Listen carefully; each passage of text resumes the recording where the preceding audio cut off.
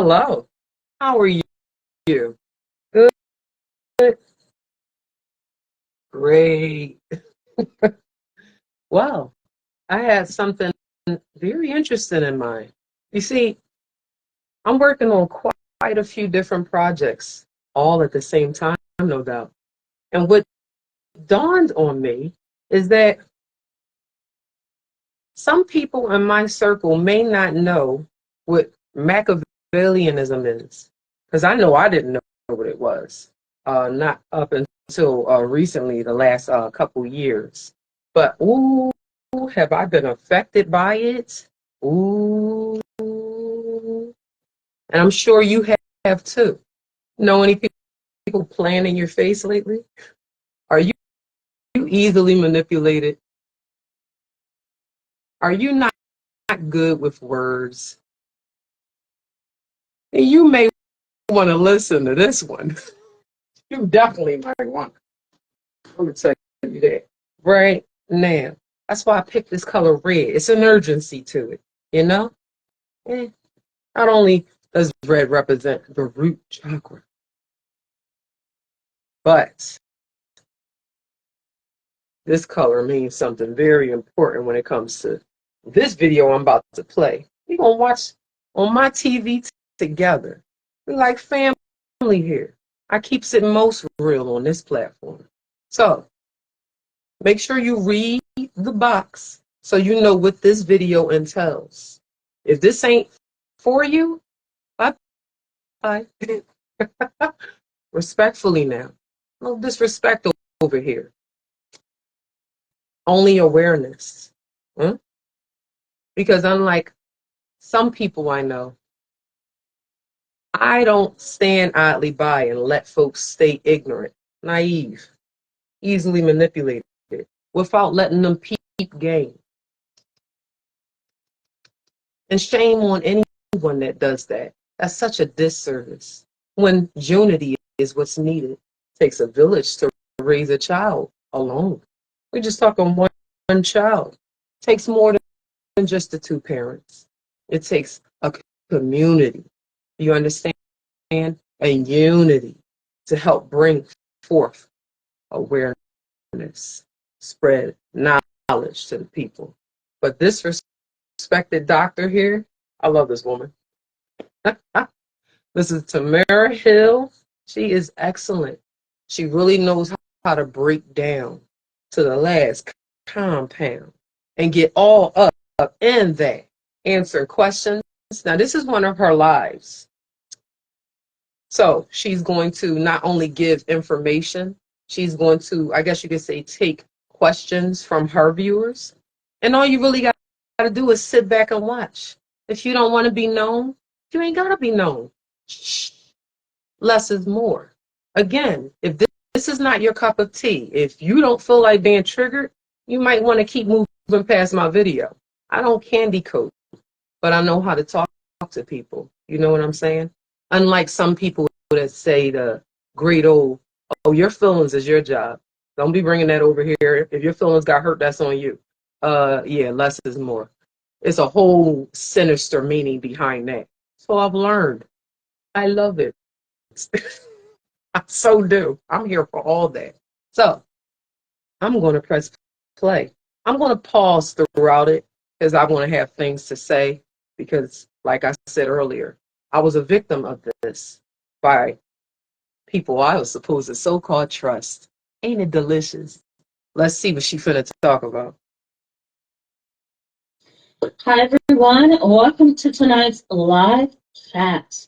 I see some of you signing in and continuing to sign in, so I will give you guys a little bit more time. I'm so glad to see you. I hope your holiday went really well for you. I will share with you that my holiday was relatively short, but I'm so grateful for a week and a half, just to kind of recharge and rebound and kind of feel a little bit more in with things. But it really is hard to get back. Yesterday was my Monday. So hopefully you guys are feeling good and doing well. Yes, I am. Everything is okay on my end, so I'm going to go ahead. Feeling great. Let me also say it, because I see some of you saying it in the chat box. Happy 2025. Happy New Year to you. I'm going to self-disclose just briefly and say I spent my New Happy New Year's to you guys too. 2025. Woo! Sorry, I had to get that impulse out. Back to the video. Year's Eve like a boring old lady. Okay, like I'm still over 35. Okay, so I still have some youth, but I tried to. I swear I tried to make it, and it was like 11:30, and next thing I know I'm asleep, and I'm like, oh my god! And my mom, who's almost 70, she's up, Me too, girl. and there I am asleep. So hopefully you guys have a wonderful New Year's Eve, and I did. let's jump in, did. okay, guys. This live chat is something, okay, because when I'm doing research on this topic, Girl. I'm looking around and I'm like, where's the research? Like we don't have research like we need it. There is none. We know all there is to know about narcissists, right? We know all there is to know about psychopaths, sociopaths, individuals with antisocial personality disorder. We know about borderline personality. We know about the dark triad, right? So we know about these things. However, when you look up one specific term, and it's a term that describes the most evil person that you're ever going to come across. Yes. I'm going to tell you why that is tonight. The term is Machiavellianism. I talk about it all the time, right, guys? Machiavellianism. It's a Machiavellianism. It's part of the dark triad. It's part of the characteristic of a person who could be defined as a dark empath, right? Machiavellianism is actually a researched personality trait. It is part of that dark triad. You have the narcissism in the person, you have the psychopathy, and then you also have Machiavellianism. And Machiavellianism is a really big word for most people. So they're looking at this word like, okay, how do you pronounce this, number one? And number two, what does it even mean? So I'm going to break down in tonight's live chat what this actually means, because I think, and research backs me up on this, I think we deal a lot with individuals who have a Machiavellian character. Right. But we have a hard time seeing it in our loved ones, and our family members, and our friends, and our coworkers, right? And we even have a hard time seeing the traits in our neighbors, and our coworkers, and in our bosses, right? And that's because there's not a lot of research on this, but I can guarantee many of you on this chat tonight, and many of you on my channel, most likely have had an experience, whether that's in your family or outside of your family, with a Machiavellian characteristic. Let me just break down what this is before I go to the chat box and engage you guys. Machiavellianism is basically this. It's a personality characteristic where the main theme is cynicism. Cynicism. There's a complete disregard for the rights of others, for any kind of positivity, for any kind of balanced relationship. It's cynicism against the world, cynicism against other people. Yes. It's this bleak, angry, what's the other word? I don't want to say resentful, because that's not even a word. Resentment, that's what I'm looking for. That is at the heart of the person. And their cynicism is so overwhelming that you may even question if you want to be in a relationship with somebody like this, if you want to continue to be the adult child to somebody like this, if you want to continue to maintain the relationship. Why? Because their cynicism is so very overwhelming. There is a deficit in understanding and processing emotions. They don't get it. I'll put it this way, come out of the clinical mindset that I'm kind of presenting this in. Think about it like an iceberg, You have a person who appears to be, how the iceberg, you can see the rock on the top, or you can see the ice on the top of the water line, and underneath is the icy cold water. Think of a Machiavellian personality in this way, that at the top of the water line, okay, they seem to be one way. They seem to be one way.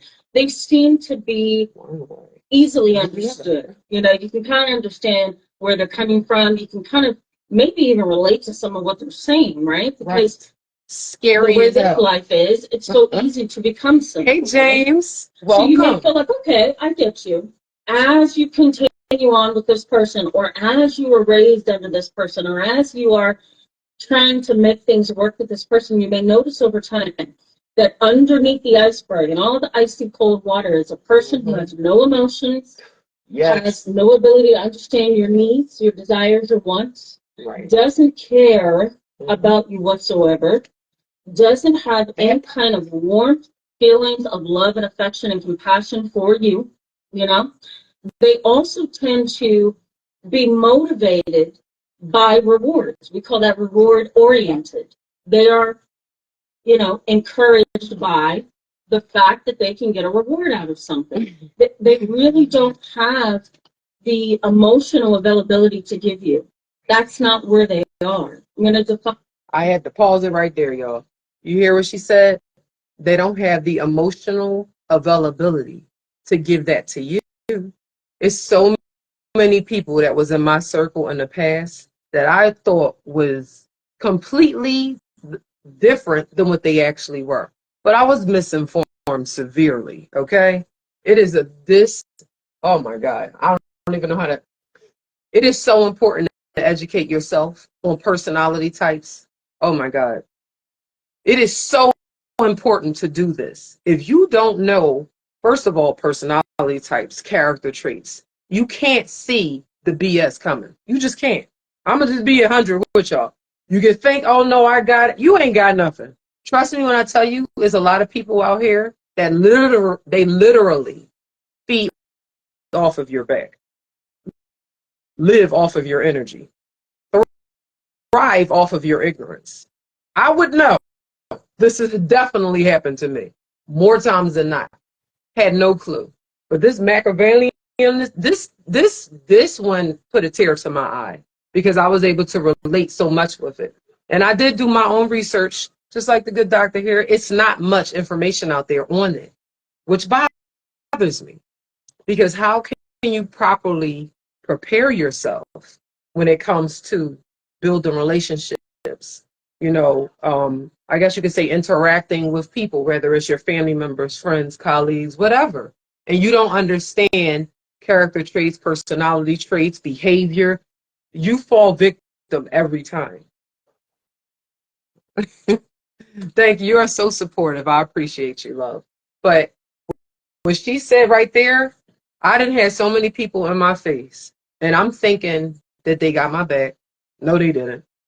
If anything, I have a lot of skills, y'all. I could do hair, I can cook, I can bake. I'm a natural born educator.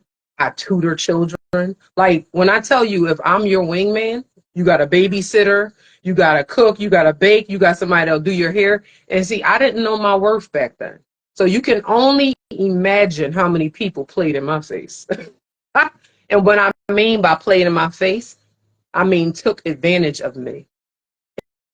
And I was set up for that, though. That's my story. See, I was coached when I was very young, and I learned that out later in therapy, psychotherapy, to be specific. And I fought them. I fought them tooth and nail. I was in denial. I ain't gonna lie. I was like, coach. No, I wasn't. The denial is real. But that is just how bad and how deep I was in it. This trauma bond with this trusted adult. Boy, did he play in my face. I'm telling you, educate yourself. It's never too late to learn. Don't think you know everything you need right now to excel in life. It is never enough information that we can learn. Okay? Knowledge is power, but is it really? The application of knowledge is the real power. You can know a whole lot of stuff and not apply it to your life. So then what you really doing? I say wasting time. Wasting your own time. Let's not do that. Life and people will do that enough, waste our time. Let's not waste our own time. Let's get back. She's going to be going to greet some of her audience. And her audience are filled with, just regular people, therapists. Watch her channel, psychotherapists, psychiatrists. Like, she the bomb. You go visit her on YouTube. and her page, she is really thorough when it comes to how she breaks it down. She gives examples where you can really understand. And this is just to not diagnose yourself. This is to just gain some knowledge, and then you can reach out to maybe your therapist, or maybe set yourself up so you can learn more about these type of things, especially if you fall victim to it, or if you have fell victim to it. Got it? For us too as we go along tonight, but they tend to be very disconnected, very detached.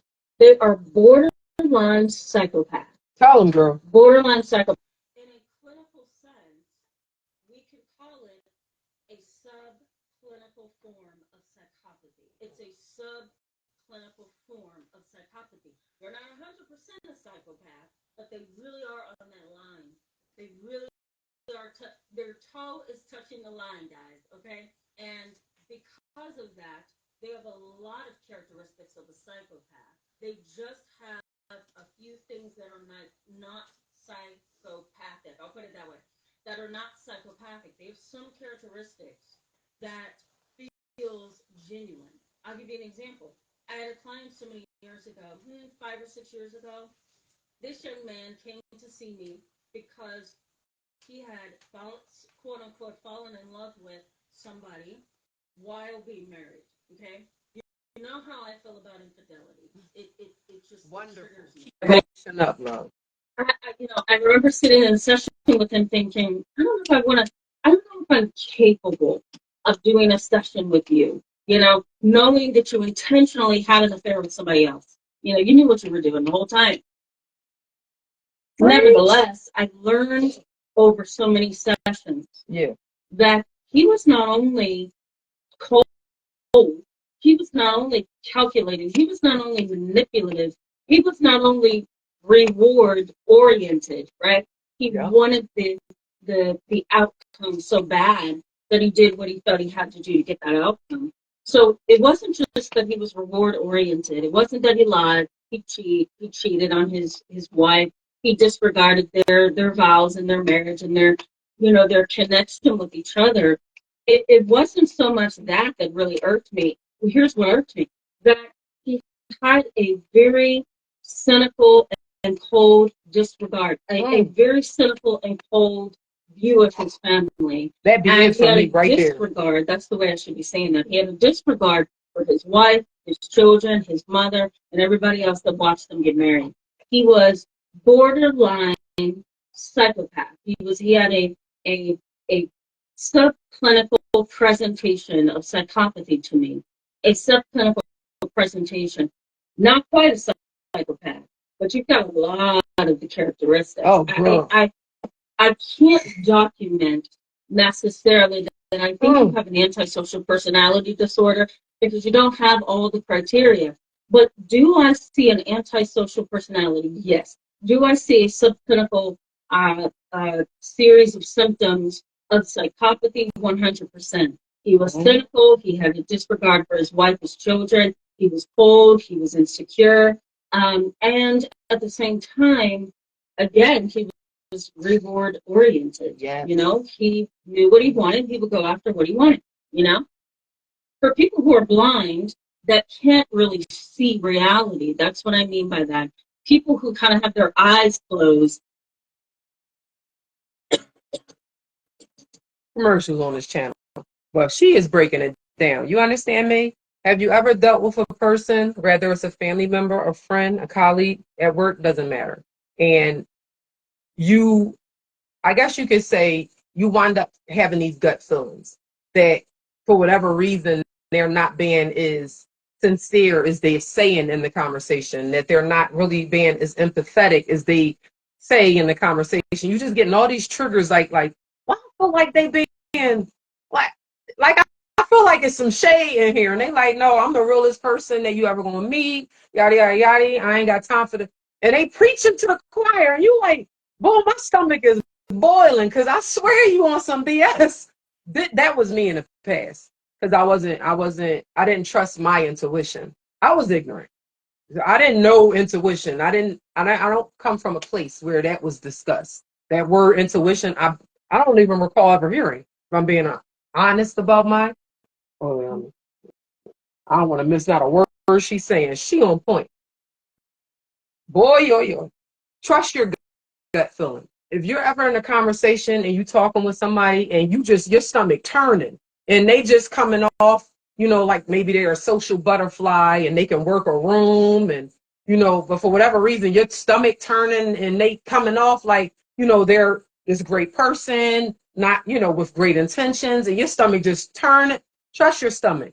More than likely it's telling you some BS about this person and whatever they're trying to sell you. Don't buy it, But oh my God, they will play in your face, especially if you are unaware. So the best thing to do is educate yourself on personality traits, characteristics, like behaviors.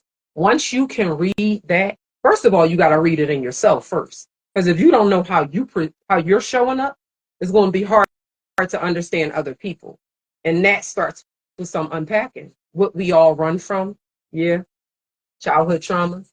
I said it. Sue me. Nobody's perfect. Our parents do the best they can. And some of them don't even really care to do the best of anything, if we're being completely honest here. Do we really think if our parents did the best they can and it really wasn't good enough, we left that childhood unscathed? There's nothing up here that's damaged or worth unpacking? Come on now. There's no injuries to the perception at all. We'd be fooling ourselves if we thought that. We owe it to ourselves and our children or our future children to get the cookie cleaned up. Get that right. Quit just getting by. Quit just making it. Stop it. We must stop it. We must actually find a mirror and check that joint out. And I ain't talking about to make sure your lipstick popping. I mean, check that joint out. Check out who you looking at in the mirror. Look past vanity. Look to your soul. Hmm?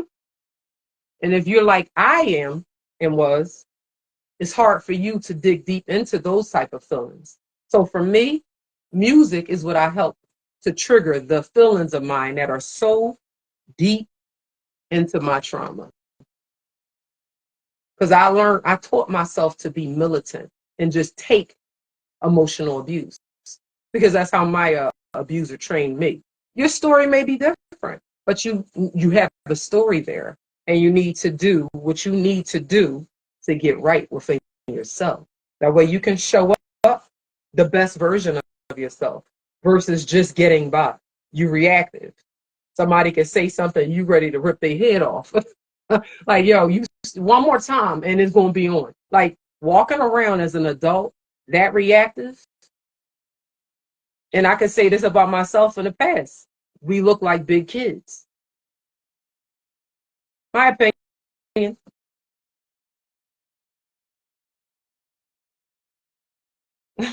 Thank you, James. He is so supportive. I love you, love.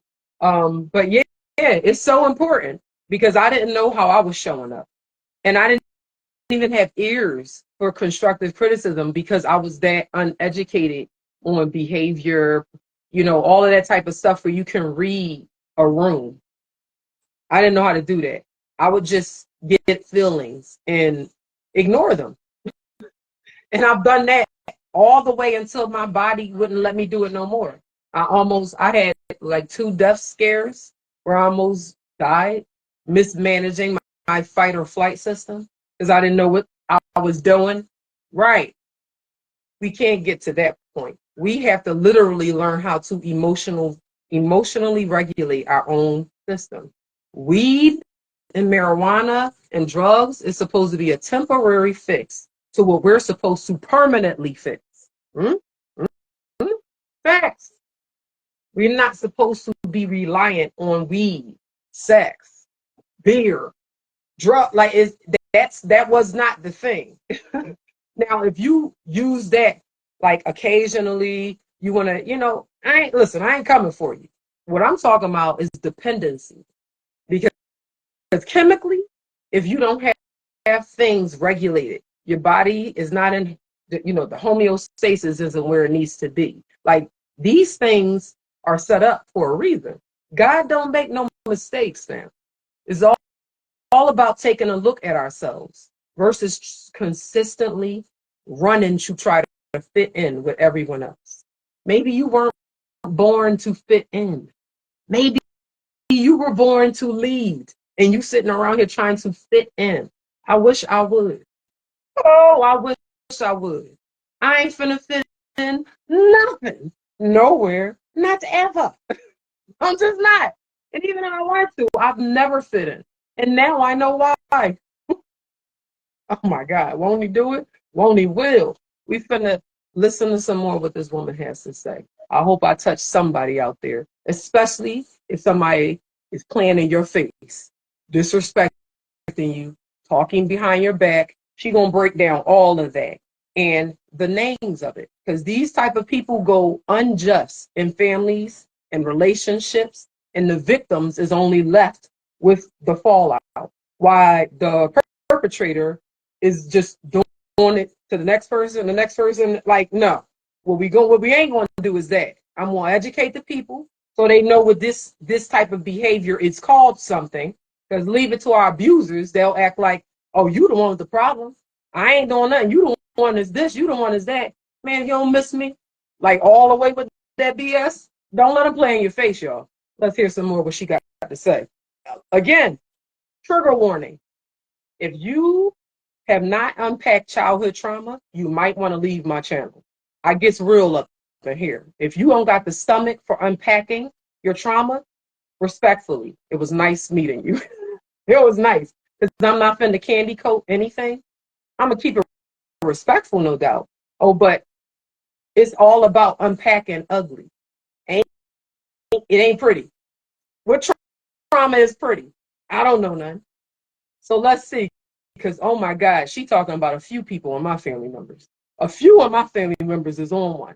In a way, I really wish I could just like help them out their way, but that's not how it worked. I had to learn that the hard way. Running around trying to help everybody burned me out. Because guess who I didn't help before I did all that? I didn't help me because I didn't know I needed help. See what happens when you coach a child, they grow up ignorant as hell? That's a problem. But guess who's fixing their problems? This woman right here. Let's get back to it. Girl, preach. You may be asking why. Well, we're going to get into that, as we go along tonight. But a couple of things you might see even in your family would be deceit. Deceit. They tend to be very, very deceiving. This part. And their deception is believable. That part. Their deception is believable. You know, there are some research studies that are focused on Machiavellian personalities. And yes, if a person scores really high on a scale that is measuring psychopathy, that's measuring antisocial personality disorder, right, they tend to show tons of emotional deficits. They also tend to show cognitive empathy. Girl, break it down. Not effective empathy, cognitive empathy. I break it down all the time on the channel, right, guys? Effective empathy is I can feel your experience. You know, it's the kind of empathy that I have for my 10-year-old client who is crying in my arms saying my dad committed suicide. It's that pain I feel. It's that feeling of I just want to help you. Yes. You know, yes. I got it's that internal feeling of can I just hug you right now? Yes, right? Yes, girl, that's that part. Empathy. It says, I'm going to get you. Yes. And I'm going to reciprocate, right?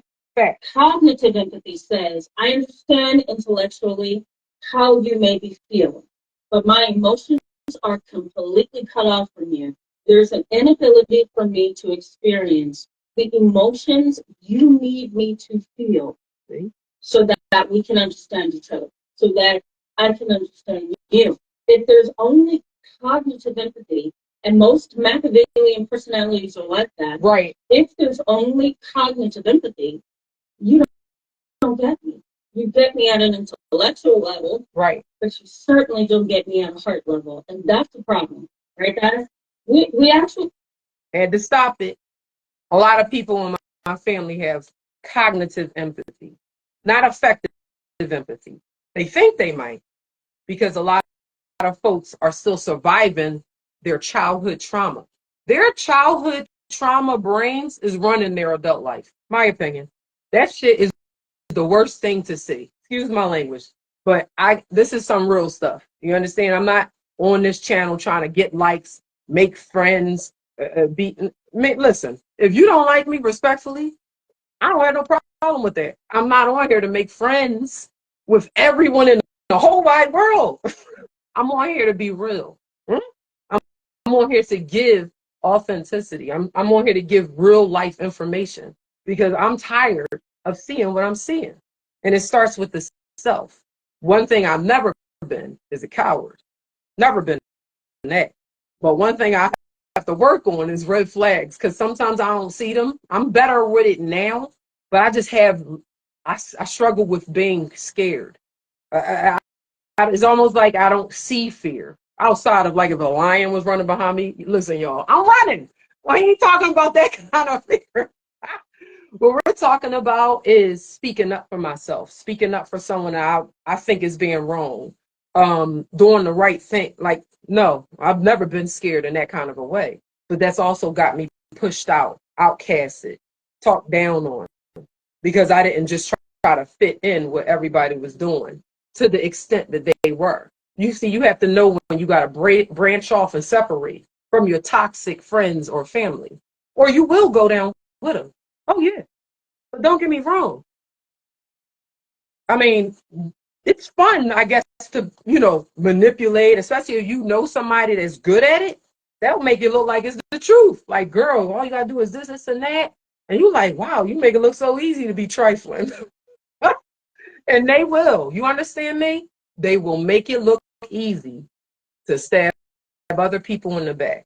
It's the worst thing. It's a terrible thing to do, my opinion. But cognitive empathy, just to understand someone logically, empathy is all about feeling. If you're not emotionally available, in my opinion, you shouldn't be in no romantic relationship. Get up out of here. You shouldn't be raising no kids. Absolutely get up out of here. That's definitely, you need to feel to do them two things. Am I right or am I wrong? Come on now. Why is you in a relationship if you're not emotionally available? Or better yet, if you're a succubus, let me break it down for you. If you're someone that makes sure you learn how to be seductive, to manipulate people through sex and sexual intimacy, because that's a form of touch where you can fool someone into thinking you're emotionally available. But really the whole time you're not. You just working them real good. Yeah. This is where men fall victim to predatory women. And I'm here for that. I take up for the men's side all day long. Because first of all, I am a woman. And I know how the trifling ways work. I never agreed to stuff like that. I feel a certain way about stuff like that. I really do. And I've struggled in the past because there was a lot of people that were dear to me that behaved certain ways that I couldn't understand. So if you don't beat them, join them. So I would join in and get myself into situations that, oh God, Facebook ain't going to allow me to break it down to y'all the way I could. But that's for another time. But you can really walk yourself into traps if you are ignorant and unaware. You have to learn the signs when it comes to problematic people and people that really, they're undiagnosed, but they definitely have a mental challenge.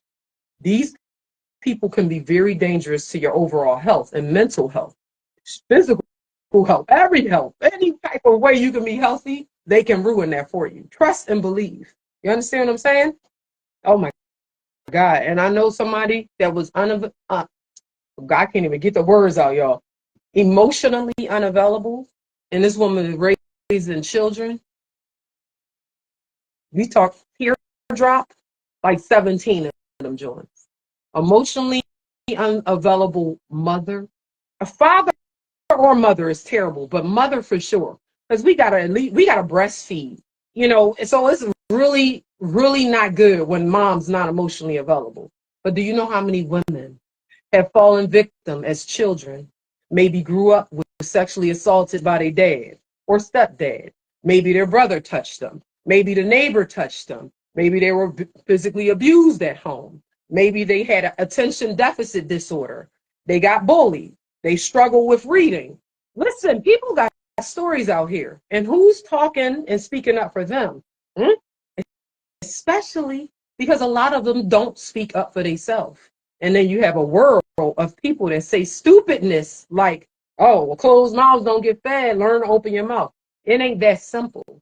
Some people are dyslexic. Some people have ADHD. Some kids go undiagnosed with ADHD like I did. And then ADHD undiagnosed turns into what? Oppositional defiant disorder. And an oppositional defiant disorder undiagnosed turns into what? See, you got to do your homework. These things turn into worse mental health problems. How many kids you think went undiagnosed and then morphed into something even worse? And now they're at the point where the parents just want to wash their hands of the child, not realizing that they're mentally struggling. And not only are they mentally struggling, we got things in our food and beverages that actually make the symptoms worse.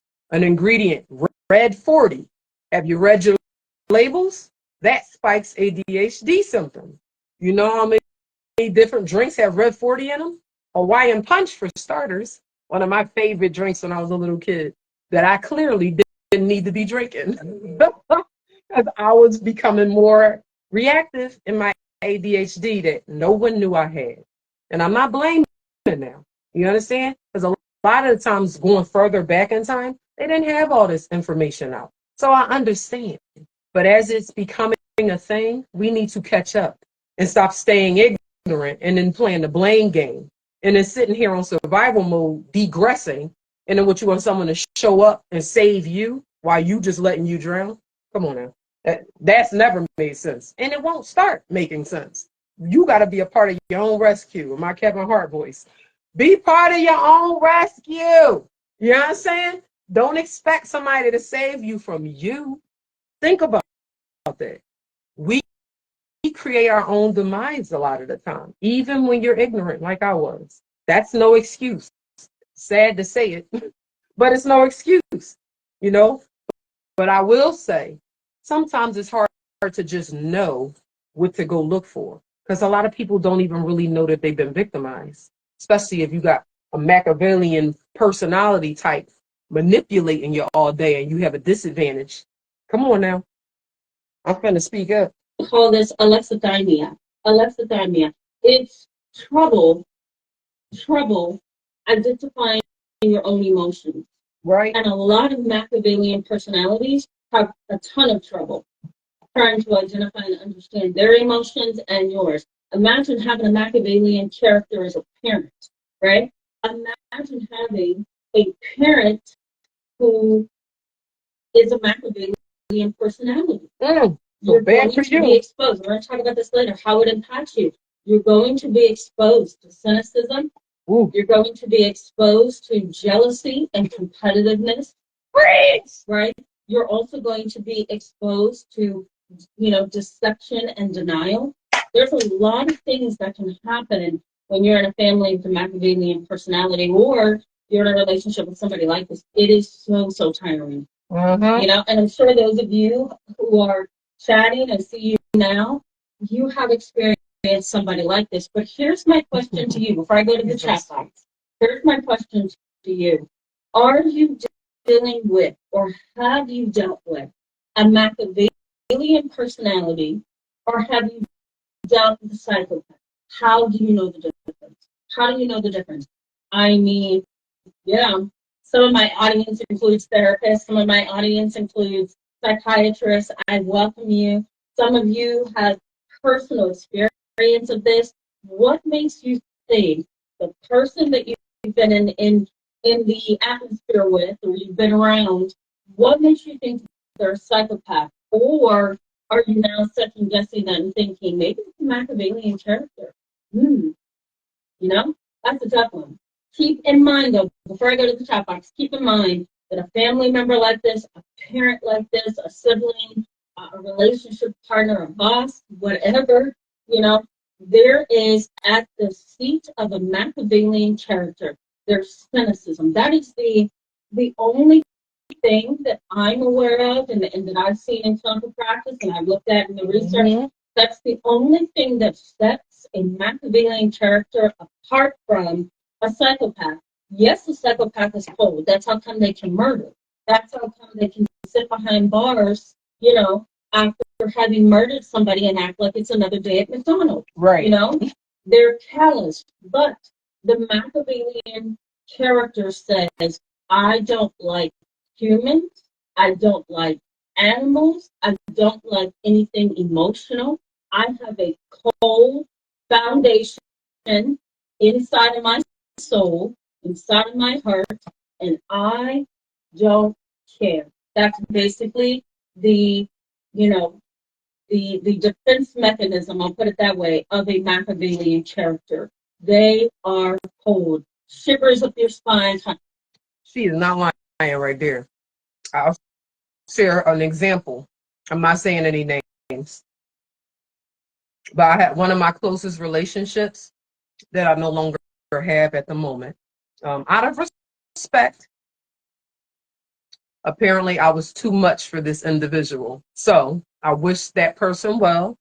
When really, yeah, I was too much already.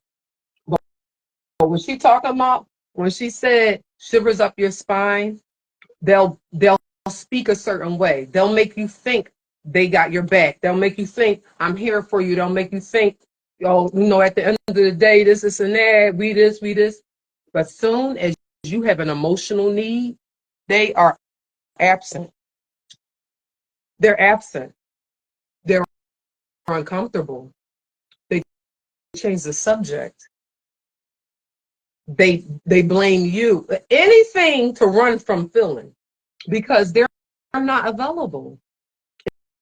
And if you're easily manipulated, then you won't even peep game. You won't even peep game that they've been using cognitive empathy on you, your whole relationship, and that they might perceive you as the weaker vessel. And you're just around for what you can do for them. Hear me out.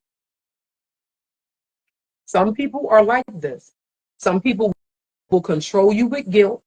So if it was something that you let them down with in your past, maybe if it was a sibling, you wasn't the best sibling to them. So whenever you tell them no, they bring that up in order to make you feel guilty so you can do indeed what it is that they want you to do in hopes that controlling you with guilt works. Don't let them play in your face. Don't let yourself be exploited in that way. Mother, if I was, we ain't gonna push violence, but that's disrespectful, yo. I remember when I first learned that was a thing. I was so bothered because instantly I've seen almost all my relationships, almost all of them, where I was being controlled with guilt. And this is the part that really sucks. The trusted adult that trained me to control me by guilt never told me that that's what was done. So as much as I'd like to go and tell these people about themselves, it wasn't their fault that I wasn't able to peep game. This is the facts that I really believe. It wasn't their part. Sure, morally, they should feel ashamed of themselves, morally. But the responsibility is on us to not let people take advantage of us. So the pie is really in my face. Ain't that messed up? I'm the victim.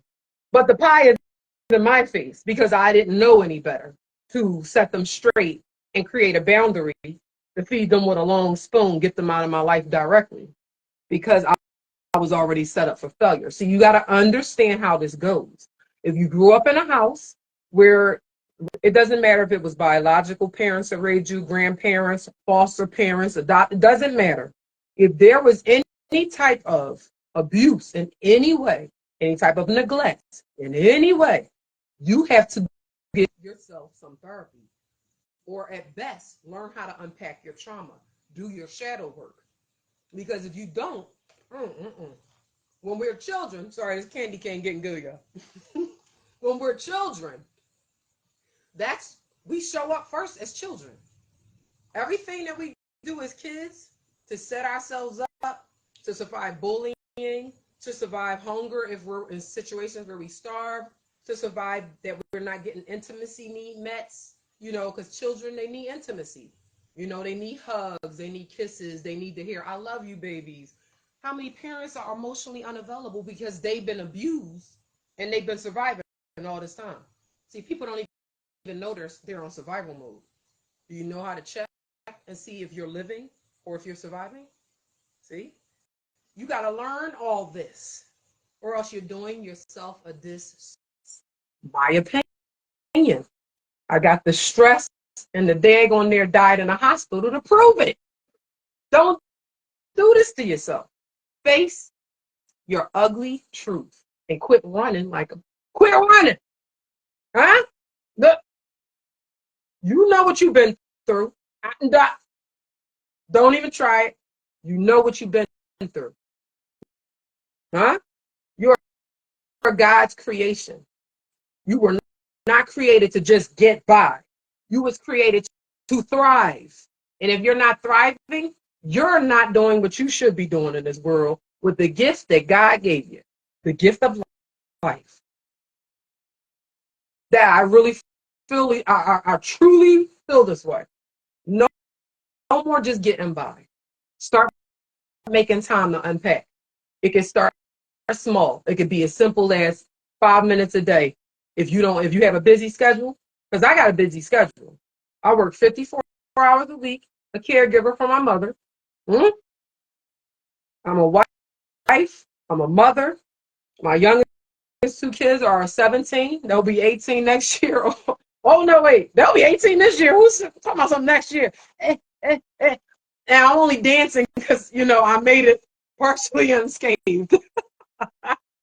And I'm just glad because I get to the next level with my children, my adult soon to be children, all of them, and that's a beautiful thing when you do the best that you can, and you can get to see your children adulting, and then, so, in the near future, maybe get ready to have children and grandparenthood. This is amazing to me. This is what life is all about outside of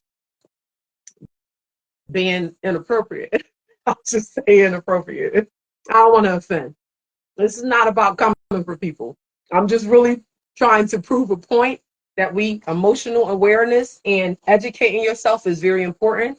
So you are not in a situation where you're at a massive disadvantage or possibly even making yourself sick because you don't know how to regulate your own fight or flight system. You got that joint turned on all day long because your self-esteem is low, you're socially anxious, you use weed to calm down, that's going to wear off. And then after weed leaves the system, it spikes our anxiety. So you get severely anxious once your high goes down.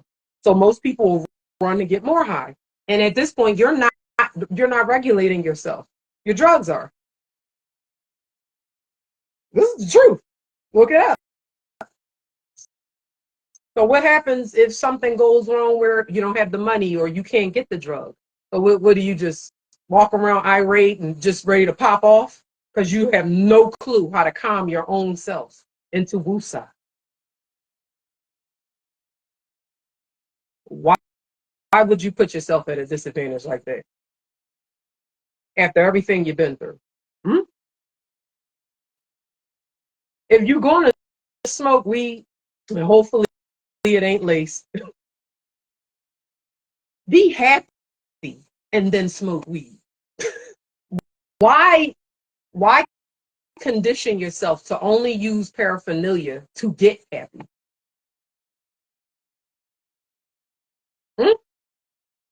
Because first of all, once you get dependent, you're going to have to keep going up because your tolerance, how our bodies work is y'all got to get your research on. I'm telling you, it's going to cause you to need more of it and more of it and more of it. And before you know, you're a full blown weed head.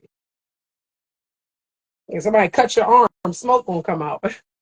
I'm joking, but for real, like you don't want to. I ain't gonna say what you want to do. Some people might want to be codependent on weed. I just don't see a good quality of life coming out of it like that because of the side effects of weed. There's good things about cannabis, especially medicinal cannabis, but it's down to everything in life. Pros and cons, you got to weigh it out. You understand what I'm saying? Do you?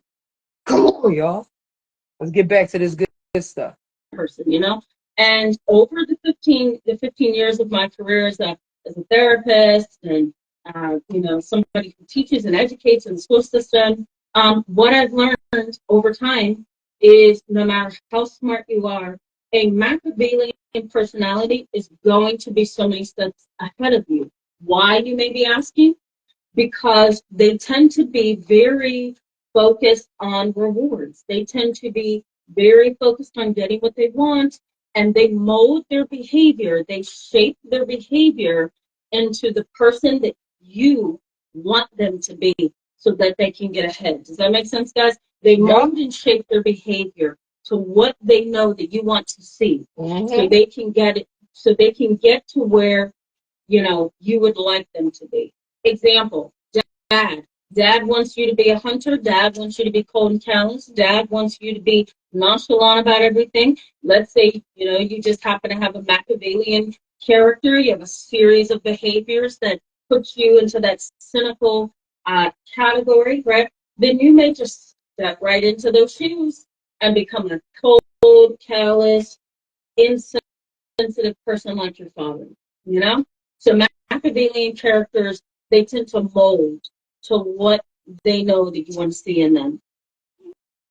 Again, that happened to me and a couple of people that were in my close circle. The trusted adult influenced a lot of cold, callous behavior towards my mother, no doubt. Was teaching us that we don't need to listen to her. We should be listening to that person. Like, why would you do that? What healthy parent is going to, what healthy parent or adult or trusted adult is going to teach a child to not listen to your mother? But this is what I grew up with. And no, my mother was not aware. She was not. This person was very scary to me. Very scary. And unfortunately, they weren't shy to punching in the mouth. So because of that, I didn't want to get punched in the mouth. So I was finna cooperate all the way until I rebelled that person when I hit 13 years old. I got tired of being scared of them. And I still was scared, but I think I tapped into my built-in survival mode. Yeah. So I can live or survive, either one. But yeah, training and coaching children and showing up certain ways just to disguise themselves. That is so real. So, okay, let me go to the topic. Guys, we're going to talk about common traits so you'll know what you're dealing with. We're going to talk about how this impacts you, and of course, you better preach, girl. As well. All right. So let's start with Fairy Girl. Hello and welcome. So glad this is resourceful, if I'm reading that correctly. Welcome. Happy New Year to you. So good to see you, Dawn One. Hello. Happy New Year to you. Good to see you. Lord Fitz. Love that photo of you. That's so awesome. Hello and welcome. She's so sweet. It's nice live chat. I also see Eddie. Hello. I don't remember seeing you, so welcome, and thank you so much for that. I'm gonna meet her one day. Mark my words, y'all. how should I put this? I sorely missed you guys. I'll put it that way. I'm going to say something else, but I did. I'm like, I can't go without my YouTube family. I want to know how they're doing. Tammy Nicely, hello and welcome. Happy 2025 to you. I hope that we all have a peaceful year ahead. I don't know about you, but I was watching some of the New Year's programming with my mom and my siblings, and I'm looking at different ones who are up on stage singing. This is how you know you're getting old. I'm like looking at the stage, and I'm like, who is that? My brother's like, that's Taylor Swift. I'm like, oh, that's Taylor Swift. Oh my God, I didn't know. And then, we're watching somebody else. I'm like, who is that? Who is that? Who is that? My brother's like, oh my God, just shut up, Tam. That's how you know you're getting old. You don't know who's on stage. I felt so embarrassed. I'm like, why don't I know Taylor Swift? This isn't good. Elizabeth, hello and welcome. Glad to see you. You did not probably go to bed, so that's awesome. Glad to see you. Fifi LaFleur, hello and welcome. Glad to see you. Happy New Year to you as well. Amira Deshawn, hello and welcome. Glad to see you. Happy New Year to you. A seat at the King's table with Tanisha. Sure did. Starburst and FH, hello and welcome. Glad to see you. Happy New Year to all of you. I'm looking for comments. Nine Cat, hello and welcome. Yeah, Happy New Year to you too. And it was. Thank you so much. Just being able to get up and say, okay, what's my life like outside of being a therapist? That is rewarding in and of itself. I hope you had a wonderful Christmas and New Year's as well. All right. Kay Razy, hello and welcome. Glad to see you, as well as Courtney Fraser. I haven't seen you. It's been a long, long time. Good to see you, Dragon Man Stassen. Good to see you as well. Happy New Year. Cheyenne, hello. Welcome. Glad to see you tonight, Bob Chat. Yeah, thank you so much. I did, and I hope you did as well. Sunflowers and Jamal Knuckles. Hello and welcome. Hello. Glad to see you both. Let me go past just a little bit of this. And just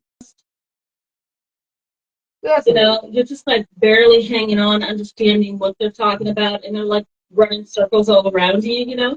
They also tend to have a very deep core of street smarts. They get it. Yes, they do. That's what makes them difficult to live with and be with.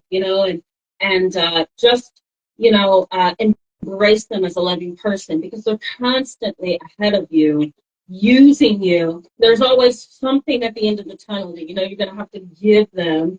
And that just drains the life out of you, right? Ellie Wynn, hello and welcome. So glad to see you. Trauma survivor, hello and welcome to the channel. Glad to see you. Trauma survivor says, my family won't allow me to have the same family home life that my sibling had, all because it was brought up by them and I wasn't. Well, I love my life. That's commercial. But do you see what she's pointing out? She's pointing out some very important facts of what they do, the Machiavellian behavior. You have to pay attention to that. That way you can get those type of people from out of your life. Unless you are kind of in a situation where it's your baby father and you're co-parenting with someone that's got the Machiavellian, first of all, sending prayers your way. That sucks. If that's like your baby father or your baby mom, that's real. That really sucks. All is not lost. Yeah, let me pause it. All is not lost if that's like someone you're raising children with.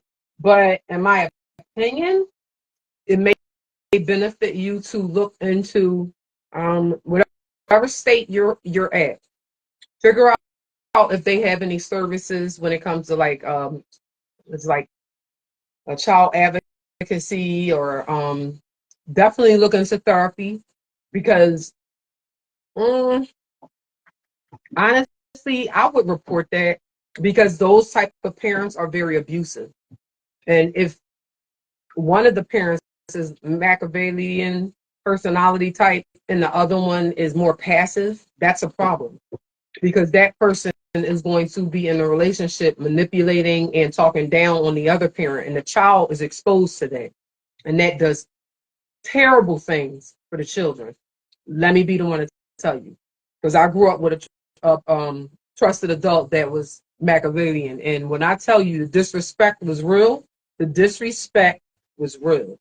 Often almost had nothing positive to say out of his mouth. Constantly talking down on my mother, me, women. Listen, the sinisterness behind Machiavellian personality types is amazing. And just to have a child exposed to that type of person, that's a tearjerker for me. So just definitely take it seriously and figure out what you can do Even if you the type of person that's like, I don't want no therapy, I don't want them in my business. Listen, at the end of the day, that child's going to grow up and have their own life. Sometimes being a parent, you got to get uncomfortable. And if you don't want to be uncomfortable, you should have thought of that before you had children. Respectfully, it's about the child once you have children. It's not about you anymore, even if it was an accidental pregnancy. This is what women and men really benefit knowing this and understanding it the way that they need to. The children should not have to suffer because the parents don't want to be parents. Because what's happening is what we're seeing right now. All of these emotionally unavailable teenagers that's shooting people up. Who you think? How do you think these type of children are created? Of course, it's more than just the parents' influence, yeah, but it starts at home. And if home is horror, you do the math. No child should have to just survive that. You should be able to keep game as a parent. Like, you know what? I can do better than this. Even if I don't know what to do, I am conscious enough to know that this is not good enough. And be good with being uncomfortable because change is uncomfortable. There's nothing about change that should be comfortable. If you are comfortable, you would benefit off reevaluating your life and your relationships. Because growth is uncomfortable, because it's unfamiliar. It's the unknown. You don't know what to expect, which causes a bit of discomfort. So question yourself if you're trying to stay comfortable at all times. It's a reason for that, my opinion. You, or is it that they can't give that to you, right? So the way that we frame our sentences, right, can really have an impact on us. So I'm wondering, is it they won't allow you, or is it they can't? That's going to be really important for you to figure out, right?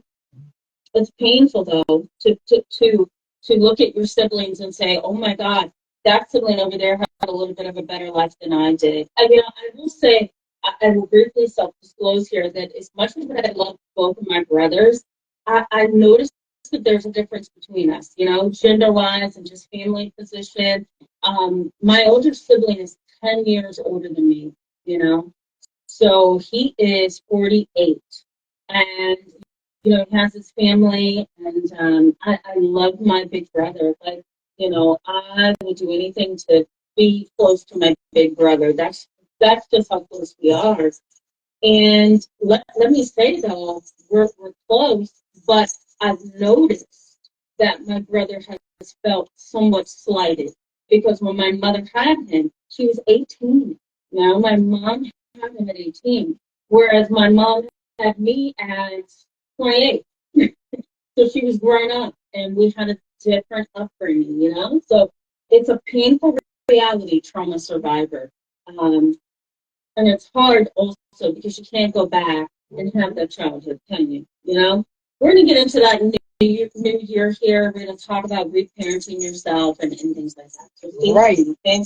Kate Raisy says iceberg is a great comparison. Good to know. I thought so. I thought so. Belle, hello, good to see you. I'm so happy to see you. I think that we had some kind of conversation about something that you mailed me, but I did get it. I'm so grateful for that. I think it was you. I think it was you. Correct me if it's not. Sherry Harrison, hello and welcome. Glad to see you in tonight's live chat. Sherry says, I'm a witness of this every day from a very hateful, unhinged neighbor. Thank you, Tamara, for saying this much news topic. You're welcome. You're welcome. And I'm so glad this is helpful. Neighbors who are Machiavellian, they have a Machiavellian set of characteristics. That's really difficult because you're going to get noise complaints, probably the police called on you for no reason. Yeah. The moment you trigger them is the moment that you are now in the mode of being a persecutor in their mind. Like, yep, you are against them. Some research in psychology around the Machiavellian characteristics, it suggests that these kind of individuals often see those of us in society as demanding, hostile, can you believe this? Angry, And they also see us as manipulative. What? Like, you know, you're the one with the character flaw, not Right. you're the one who's cynical, angry, hostile, manipulative, demanding, and yet you see those of us outside of you that way. That's a whole other research study. She is dead on point. People that have this going on with them, they will flip it on you so quick. They call you the one that's starting the drama. You're the one that's manipulative. You're the one that's this. You're the and you sitting there like, what? You know all day long you a peacekeeper. You know all day long you're the one that wants to try to end the squash the beef and things like that. But they will flip that on you and you will be exhausted trying to win an argument with them. So don't even try it. Oh my God. It's like talking to a wall that has lips and no ears. Don't do it. You deserve better. Don't try to fix these type of people. You understand? These type of people create their demise. Your best bet is to set up a boundary. This is what I had to do. I set up a boundary that was healthy, and it taught me who is for me and who is against me. Because the people that are for me respect my boundaries. The people that are against me talk me out of creating boundaries because they need me available the way they want me available so I can show up in their life the way they want me to. If you don't miss me with it, when I was ignorant, sure, that was cool because that's all I knew. You know what I'm saying?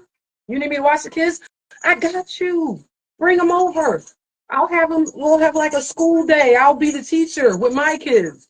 You know, you need this? I got you. I would inconvenience myself all the time just because I thought I had to. You understand?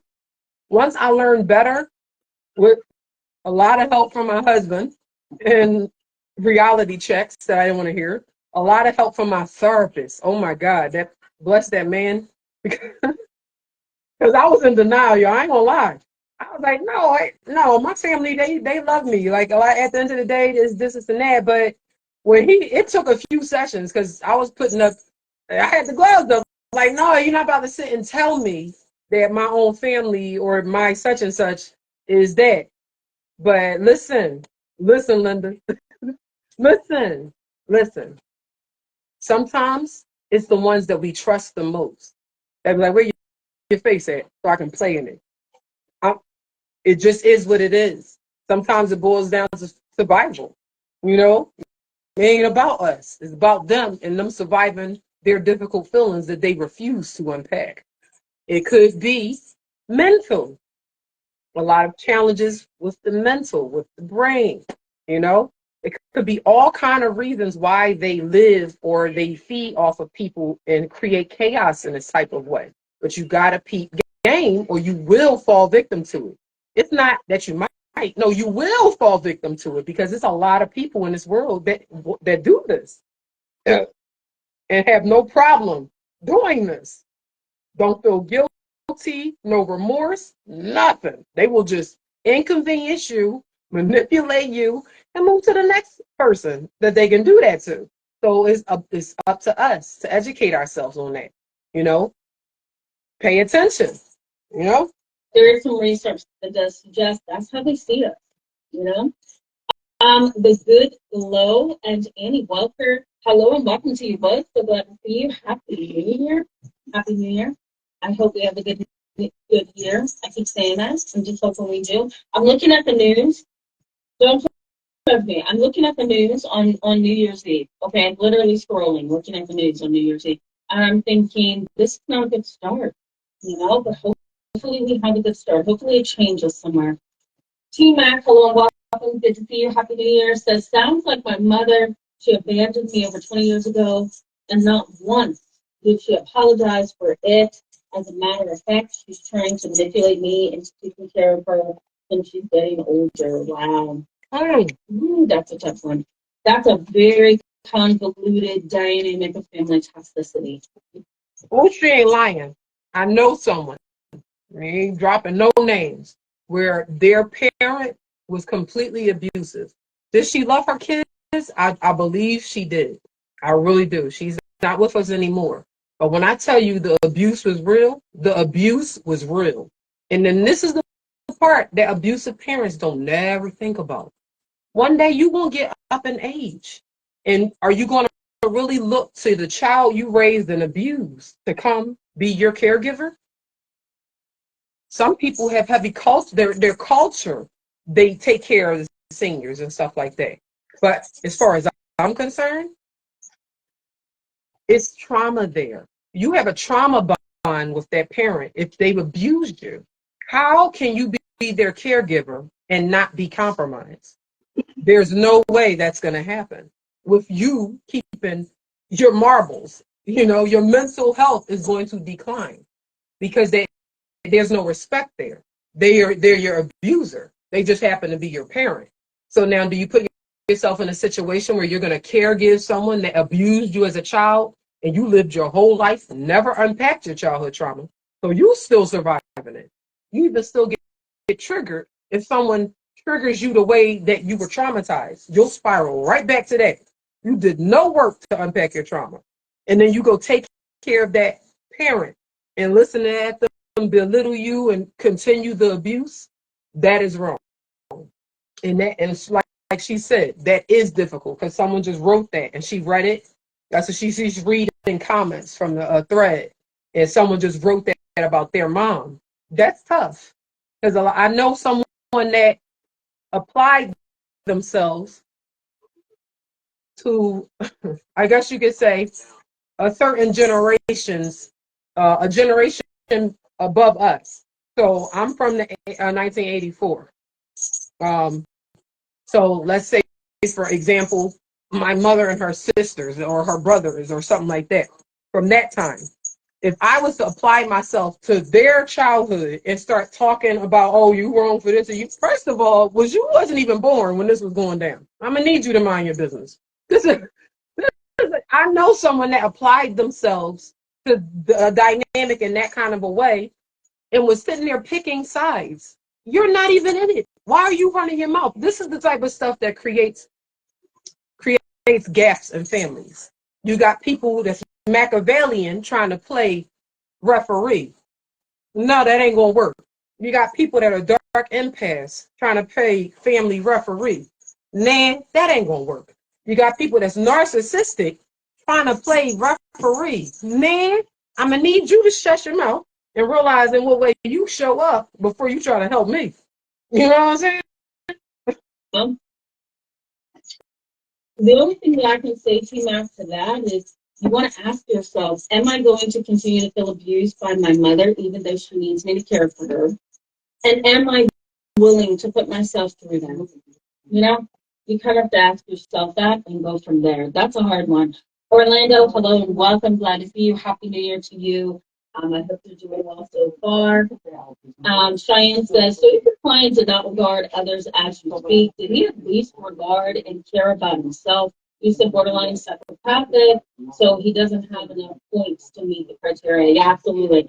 Yes, he did care about himself. Let me say, and here's why: because most Machiavellian characteristics causes the individual to have some concern about how they're going to make it in life.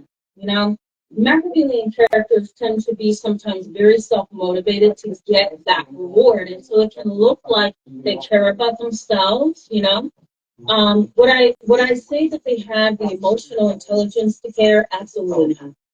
They're completely devoid of emotional intelligence. You know, but again, the issue here is I want to get what I want, and so you know, wanting to get what I want means I'm going to do what it takes. And so it can make it look like I really care when I really don't, you know? Priceless. So, yeah, I hope that makes sense. That was a great question, Diane. Thank you for that. Felicia Lewis, hello and welcome. So glad you love these chats. Happy New Year to you. I love them too. You know, after you sit with clients, and I'm in private practice, so it's me, and sometimes I'll take on interns in my local area. You know, I like working alone because I do my best work alone. However, it can sometimes become a little dull, you know? And so doing content for you guys throughout the week and figuring out where I want to go next to kind of support you and teach you and engage you, that's my energy. So Glad to hear that you like these chats. I do too. Grandpa, thank you so much for that. I appreciate you, but yes, I see where you're coming from. Totally get you. I would say yes, it can be discouraging because we're really picking and pulling apart personality and the mind, you know. So I get you. You really have to balance this, and this is how I've had to do my career since I started. You have to balance it with a little bit of healthy personal engagement with other people, you know? You do. Not everybody is evil. So you do have to like find that person who's a light in your world and hang on to them. That can balance this out a lot. You know? Eddie says, hi Tamara. My question is not completely related to today's topic, but could help me understand why random stalkers don't leave you alone. I'm worried the stalker is a Machiavellianist, antisocial personality disorder, narcissistic personality disorder. I mean, it depends on the dynamics, and I don't really have all the information. So I can't really answer that. But I can say this, that sometimes Machiavellian characters, excuse me, do become stalkers because again, they are reward oriented. They want what they want. So sometimes they turn into stalkers, you know? And for those of you who don't know my previous story that I've mentioned it many times on this channel, but there's so many that are new. So I'm going to mention this again. Years and years ago, I want to say 2015, 16, 17, somewhere around in there. I was a new therapist to a group practice. I was working alongside other, clinicians within the same agency. Right. And I had a family where the mother had schizoaffective disorder, schizophrenia. She was somewhere on the border of schizoaffective disorder, but she at the time was diagnosed as having schizophrenia. Her husband could not believe that his family was falling apart. They had two wonderful kids. He seemed like a really faithful husband. I liked the family. Unfortunately, she felt that her children liked me way too much. And they were looking forward to sessions. They were growing. They were making progress. They were doing well in school. Like they were really coming along very well with coping with their mom and their father and all that chaos. So somewhere in her mind, she had a psychotic break. Somewhere in her mind, she felt it was okay to pick up the phone and stalk me. Pick up the phone every day at the same time, would bring the phone off the hook. Once I pick up, would hang up. Then she'd do it again. Okay. So she did that for months.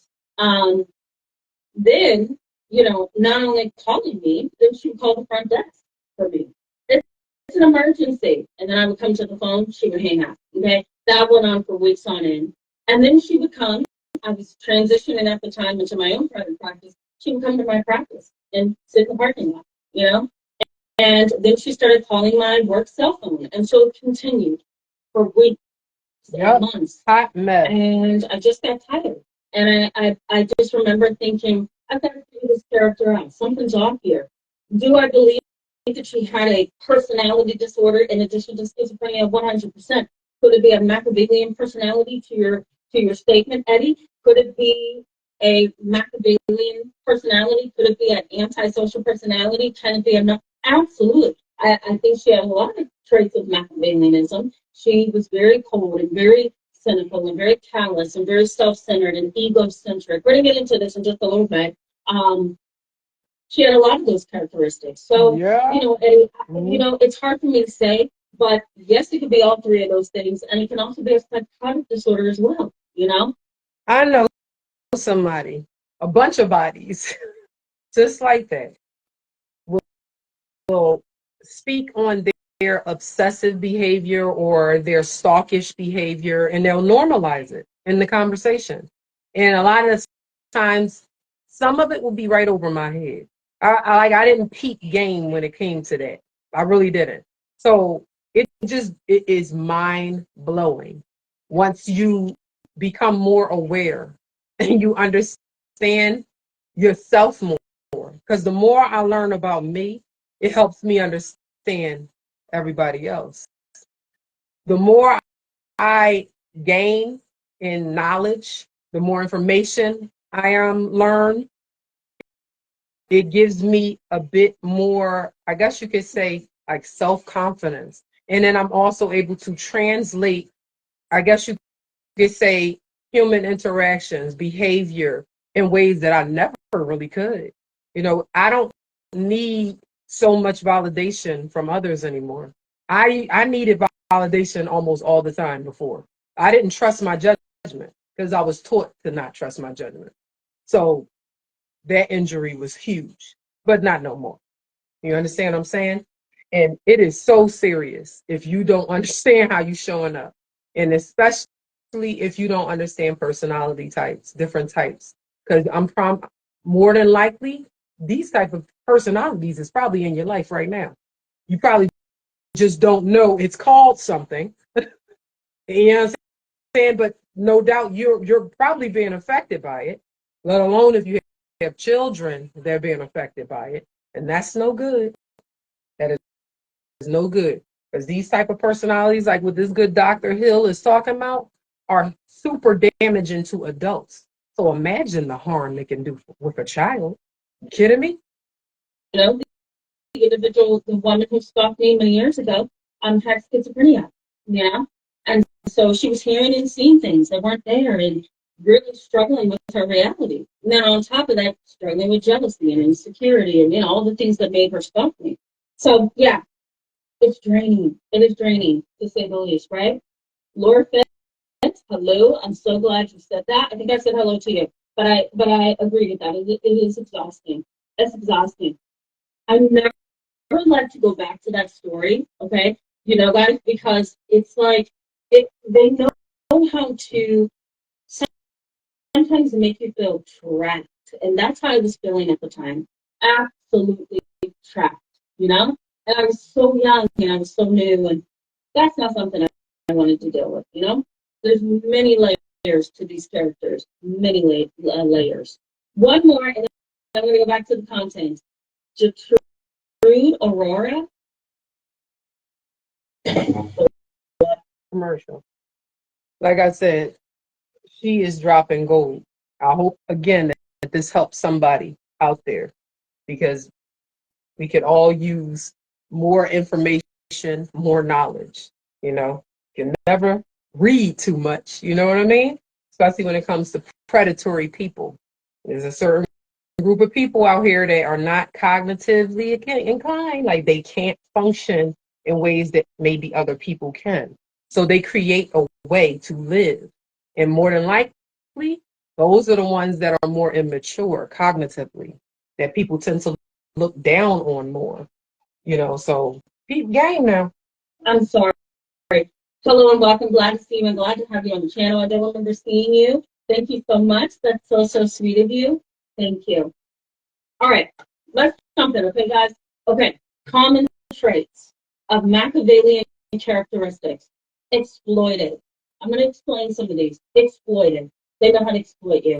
You know, take my situation from the past. This woman exploited me on many levels. Many levels. You know, it was. I'm going to make sure that people know that you steal their children from them. That was one thing that she sent me in a message. You know, I'm going to make sure that people know that you know you're very likable and not to go to you anymore for therapy because you're going to steal their family away from them. That was the second thing she said in an email to me. So exploitive. Okay, that's one piece of that. Deceitful. I'm not going to tell you the truth. I'm going to keep you hopping around. I want to get you as confused as I can get you. Why? Because if I confuse you, if I deceive you, That part. then I can exploit you. And that's typically how these characters operate on a spectrum, right? They may exploit you for a little bit, they may deceive you for a little bit, and then go back to exploiting you. And it's just like this back and forth ping pong game. It can be very, very exhausting, as Lord Fitz said. I was a victim of that. Watch yourself with people that call themselves your friends, even family. And family, even more so watch yourself because unfortunately, I was a victim of lots of envy. So I've learned, you know, learned that people were envious of me, people that I love and can't do enough for. Think about these things. It's a lot of times it be the closest people to you that do the most hurtful stuff because they can't survive their jealousy or their envy or whatever their challenges are. And for whatever reason, you might be the target. Don't let them confuse you. You have to be able to stand up for yourself and know what the facts are. Because if you don't, trust me, that's what they're banking on. They're hoping that you don't stand up for yourself. They're hoping that you stay uneducated and ignorant. And then you're going to hear all about you through other family members. Hear all about your so-called secrets through other family members because this person is bad mouthing you to the family in order to take your place, I guess, or whatever they want to take. And I was a victim of stuff like that too. But you got to be careful not to create victimization in yourself. To just walk around and playing the victim card. Because for me, I was a victim. I don't own it now. Yeah, I was a victim. I was victimized. Oh, but not no more. You could try that again today. It'll be a whole nother type of response. And notice I said response, not reaction. I am not reactive. I practice out of that. Hmm? There's also a lack of emotional intelligence. So a lot of times they don't really understand the impact that they're having upon you as another human being. Facts. Why? Because again, they lack emotional intelligence. There is a deficit in emotional intelligence. Think about what it's like when you have a learning disorder, right? Let's say that it's let's say it's dyslexia, trouble identifying words, pronouncing words, anything related to words can be really difficult for some people. There's a deficit. It's an actual disability. Well, think of that in terms of emotional intelligence. Some people, primarily these characteristics, have a deficit in emotional intelligence. And it's a true, quote unquote, disability for them. They don't get it. They do not get it. They also tend to mold their behavior to what they know you want to see so that they can manipulate you, right? You want to think I'm a nice person? I'm going to show you all my nice side. You want to see me as intelligent? I'm going to show you all my smart. They mold themselves. So true. That is disturbing. Yes, it is. It's disturbing. Very. Because they're using their intellect to manipulate you. They're deceiving you. And they're trying to deceive you. Right? Watch out for them. And that's difficult to stomach, especially if it's a parent. Oh, if it's a sibling. Somebody close to you. They're not being honest with you. They're not showing you who they really are. That is draining. Come on, y'all. There's also a sense of egocentrism. Okay, they're egocentric. Everything is about their ego. Their ego pushes them to do A, B, and C. Their ego has led to a divorce. Their ego has led to pushing you away as their adult child. They are driven by their ego. It's a very primitive way. Well, if you ask me, I'll put it that way. It's a very primitive way of existing. I agree. I'm allowing my ego to dictate just about everything in my life. Oh my God, I agree with that. I had to get that far out of my life. Anybody that has all this ego they want to lead with 24/7 and there's all these narcissistic problems. And God forbid you call them out on some behavior and create a narcissistic injury in them and they ready to fall apart. And like, listen, kind of messy. At this point, I'm gonna need for you to maybe, take a break, go get some air. And then a lot of them don't have boundaries in their life. They don't. So in my experience, one of the people that I feel is Machiavelli, definitely for sure, would come to me with boundary questions. And as I'm getting healthy and learning what boundaries are, and this was, a little, maybe a couple years back, I'm getting healthy, learning more about boundaries because I've never been introduced to them. And I'm like, setting up good boundaries. And then I'm noticing it in this conversation where I'm listening primarily to what this person is telling me. And they're asking me questions that really are boundary pushing questions. So out of respect for them, I told them, that's not my place to speak on. If anything, I support you in whatever it is you do, but it sounds like you need to revisit your boundaries because it seems like you've made some changes that you haven't necessarily actively realized in a way where like, okay, I know before I didn't do this, but now you're doing it. So I think you should adjust. But they didn't want to do that. They didn't want to hear that. So they actually got mad at me for not answering the question that was about their life and the boundaries they should be setting up. This is an example of knowing when it's not you. You have to know when it is not you and it's them. Because if you don't understand that, not only will they play in your face, you're going to be stressed out. I promise you, you're going to be stressed out and you could get sick. Yes, stress. These people are so seriously unhealthy, and they usually thrive off of people like me, people like me that are people pleasers at best, can't do enough for you, let alone if you don't know your worth, your self-worth, and your self-esteem low. Oh, they love that. Yeah, bring that right over here. Like they got use for you. So you got to do your homework. Trust me. To me, that is not healthy, right?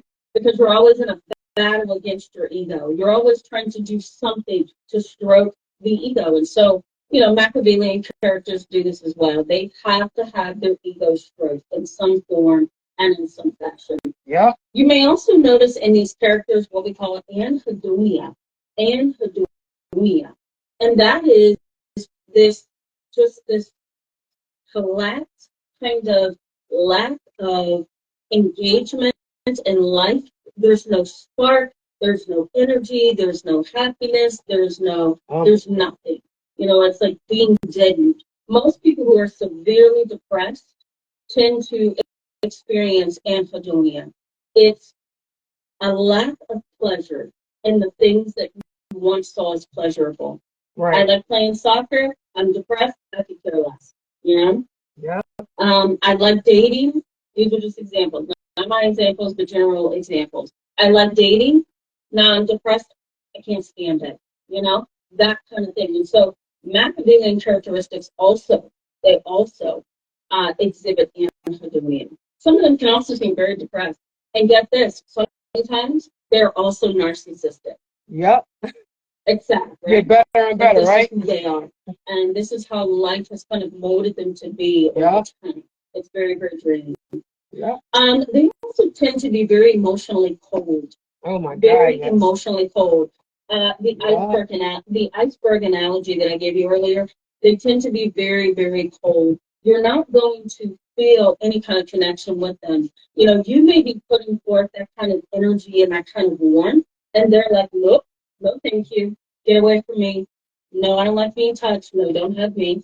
It'd be that part. I had a client years ago when I was in a group practice where one of my, I don't want to say this, she's not a client, but her children were clients of mine. I'll put it that way.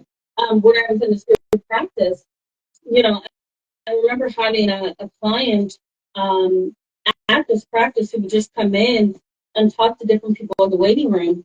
And I always liked hearing her, listening to her, because she had this disposition of being wise and being fully engaged in life. And I remember she was out in the waiting room talking to somebody about grief and loss, and the person somehow initiated physical touch or went to hug her, and I heard her clear as day say, "Oh, no, please don't touch me. I don't like hugging people. Don't touch me." And she was extraordinarily defensive. It was like, nope, do not touch me. Her coldness just flipped on, And yes, some people don't like to be touched. Some people do not like to be hugged by strangers, that kind of thing. Yes, you have the right to have a boundary. But this woman was callous and cold at the core of her being. Could she talk and keep a conversation going and make it look like she's loving? 100%. Yep. 100%. But the issue here is at the core of who she was cold. There was no emotional core there, none. And she also didn't have emotional intelligence. So her disposition was very shocking to the. Again, I've experienced that. No names, but by both, I've experienced that with a woman and a man, where they speak a good game. Oh my God, y'all. That mouth, they run that mouth, and I have you thinking they're emotionally available, they're there for you. But as soon as you start going for the intimacy, the closeness, you'll feel the cold shoulder. You'll get all the excuses that they don't want to go into the depths of the conversation or hold your hand or this, and that. But the whole time they talking like they're here for you and they're this, and that's the disconnect. Don't let them talk their way out of it. They hide in their real problem from you. You know what I'm saying? They're just giving lip service and don't have nothing to back it up with. Don't let people show up and cap you up in that kind of a way, because they do it. They're out there, you know. They're out there, and beware. You know what I'm saying? But everybody, we doing the best we can to survive. As far as I'm concerned, if you are emotionally unavailable, say that. Why show up and pretend you're something that you're not? To fit in, to manipulate? I ain't with none of that. That is so unreal and like that is the worst type of person as far as I'm concerned. You got ill intentions and you're hiding them, and you're trying to sell this facade. It's weak facade. Lead them with all this ego. Come on now. And then you want to try to talk your way out of feelings. No, feelings aren't negotiable. They are what they are. We could discuss things through logic, though, all day long. But feelings are to be experienced. When you got somebody that's doing a lot of lip service when it's time to feel, think about that. Really think about that, especially if you're emotionally there for them. It's a two-way street. Quit giving out what you're not receiving back, because that's how you're allowing yourself to be used in the first place. Quit telling yourself that you can't be alone. That's a lie. You can be alone. You just don't like what happens when you're alone. Because you're not unpacking what you need to be unpacking. Quit putting on your Adidas and hauling ass and sit and do some unpacking. Start doing some real self work and stop leaving yourself uncomfortable in your own skin to fall prey and predator to these people that are just ill intended the whole time, playing in your face. Just got you hook, line, and sinker, just selling you the BS and you buying it. Like, what else can I buy? Like, come on now. Stop doing that to yourselves. Let these people go, because they're already falling. But let them fall much quicker without you helping. You know what I'm saying? Get up out of there. Spare yourself and start healing, because she's speaking truth. I'm about to start jumping up and down soon. I can't. I'm like 6'2". But the point is, she's speaking truth, baby. Oh my God. Please share this video if you can. Yeah. Client in the waiting room. It's really kind of disgusting when I think back over it. You know, this woman is sitting there and bringing up all these emotions for somebody else in the waiting room. And when that person is so full of emotion and wants to hug her, she says, "Oh no, don't touch me. I don't like touching people. I don't like people touching me." You know, that kind of feels like a door is being slammed. So Machiavellian character can also do that. Lastly, in this category, guys, interpersonal aggression. A Machiavellian personality can be very, very aggressive interpersonally. They lie, they cheat, they steal, right? They manipulate, they triangulate, you know. They also exploit you. They keep you in the dark. You know, these are all the characteristics of interpersonal aggression. You may not even know that they're talking about you behind your back until somebody else comes to you and maybe has something to say, or somebody says, "You know what, did you know she was talking about you?" But interpersonal aggression for Machiavellian characters is, I'm going to do all the chaos back here and over here, and you never know what's going on. You'll never know what's happening, because then I'm going to get in front of you and talk to you and act like we're on the same page. Oh, that is so true. I didn't have family members come up and tell me about people talking about me behind my back. I was like, and I tested it. I didn't just fall for it right away. I knew what questions to ask. Gave it away every time. Broke my heart. Like, wow, I can't even trust you. You of all people. Ooh, that hurt. That hurt right in the center. You know what I'm saying? Right where it go ba-bump, ba-bump. Yeah, that hurt right there. I have a lot of ones that hurt right there in ways I just couldn't have fathomed. The hate was so real in my own personal circle. Mm, mm, mm. Check out your circles. Don't be so sure people got your back. They might only got your front. Okay? Don't be so don't be so quick to be like, yo, this is my ace boom cool. I'm gonna need you to just evaluate that a little bit more, because sometimes what we need to know is what we find out later. And the whole time you preaching to the choir, this is my man, this is my girl, this is my, no, it ain't. They talking all behind your back, wishing they could be you for whatever reason, and it's the shadiest thing. It's the, oh God, it's the shadiest thing. I have not ever gone behind my family members' back and talked bad about them in a way where I had sinister intentions. I was always the confused one, trying to understand why this person is mad at me, or this person is like, I was walking around like this highly functional adult kid. I'm being honest, and this is what I had to learn. Makes people uncomfortable. Right here, what I'm showing, conviction. I'm showing my humanness. I had to learn the hard way. People don't do this. People hide behind ego, showing off. I don't do all that. What am I gaining lying about who I am, how I am, when I am, where I am, why I am? And I go home and face my reality. How is that winning? Go. As mirrors all in here, I'll see I'm lying to myself. I don't see how. See, but like she's breaking down. You got people mentally struggling that don't understand empathy. Psychopath, sociopath. Hmm? But see, at least a psychopath, they're charming. They know how to trick you using empathy. Sociopaths, see, they hit different. You gotta do your homework. You can hear it just in the conversation. You don't even need to ask certain questions. You just gotta educate yourself and just peep game. Just let people talk. Let people run their mouth. You'll hear it right away and be like, oh, you wanted them. Oh, I got your card. Like, just let them run their mouth. People tend to play themselves. You don't need to do much of anything. Just sit back and listen. You'll hear it after a while and then get up out of there. You know what I'm saying? Don't even be a party to it. It just lowers your vibration.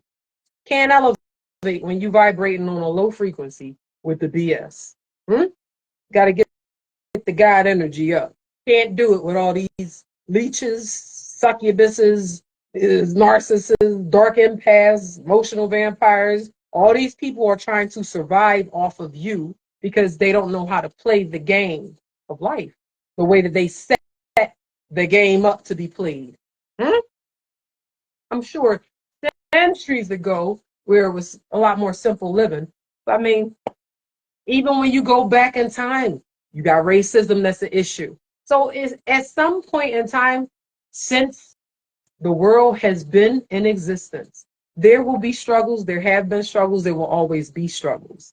But you can rise above that by gaining knowledge and learning behavior. That way you can free yourself from these emotional prisons that these people are putting us in. I promise you that. Nothing ever happened. And that's the ugly character of the Machiavellian individual, the person with Machiavellian personality. Let me also mention here, we're trying to go back to the chat box, and then we're going to talk briefly about how this impacts you. But let me also mention here that these kind of individuals have this internalized need for payoff. Yeah. And it doesn't have to be calling the police and screaming and everybody's in the middle of the street fighting. It doesn't have to be, Uncle Bo over there jumps up at the dinner table and starts cursing everybody out. That's not the kind of chaos. Will they engage? Most likely. But the kind of chaos that they like is taking your secret and spreading it, excuse me, spreading it to Aunt CC. That part. Taking your business from Aunt CC, spreading it to Aunt DD.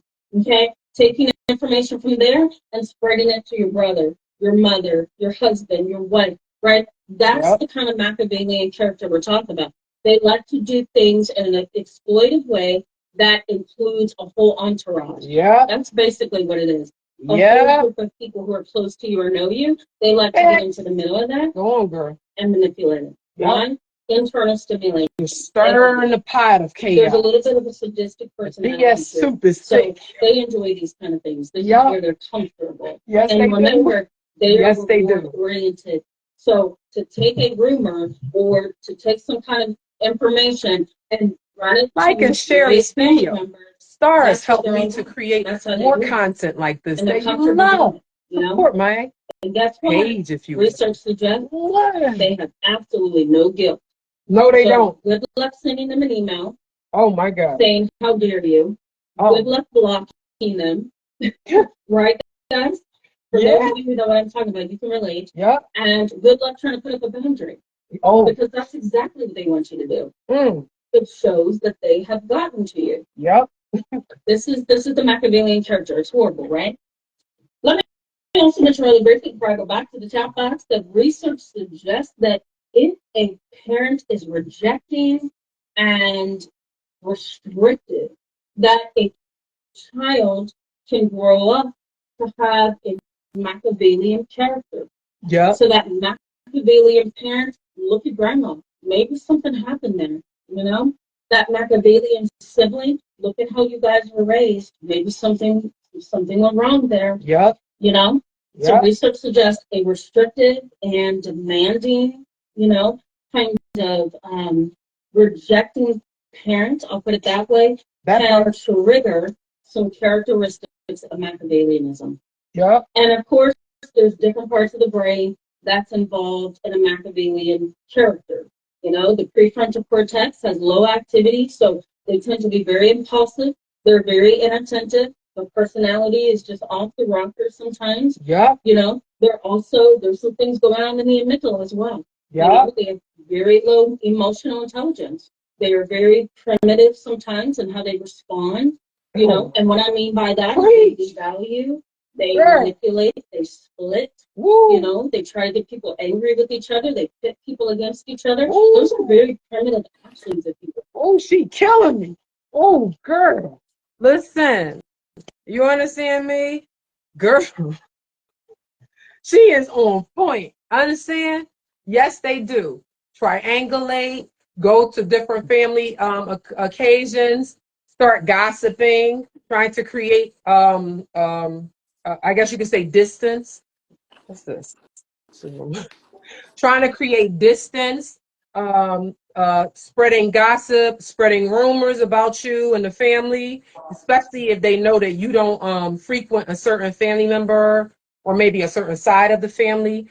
So they know, I got buku ample time to just talk all this trash, gossip, and be like, niece, she was like A, B, and C.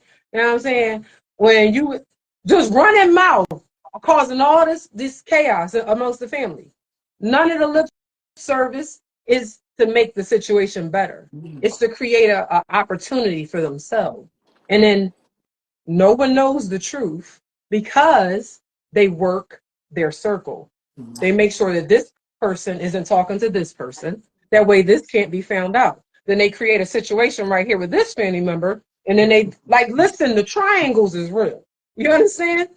And I know this on both my mother and my father's side. It was certain things like this that has transpired. Family secrets is also an issue. This has got to stop. You understand what I'm saying? How can anything get better if everybody's pride is keeping secrets hidden? Secrets like incest, secrets like family theft, secrets like physical abuse. And then you have somebody like me who's authentic and for the most part, very honest. And it's my honesty that's gotten me pushed away. Outcast, black sheep, talked about, because I didn't know to lie and fit in certain ways, because my brain don't work that way. I don't have the pleasure to be a liar and manipulator and work my way to the top as a liar through dishonesty. I'm stuck being honest. You see what I'm saying? This is bullcrap. You know what I'm saying? Bull crap. I ain't here for it. You know what I'm saying? And I'm also not here for people that want to post family business on social media.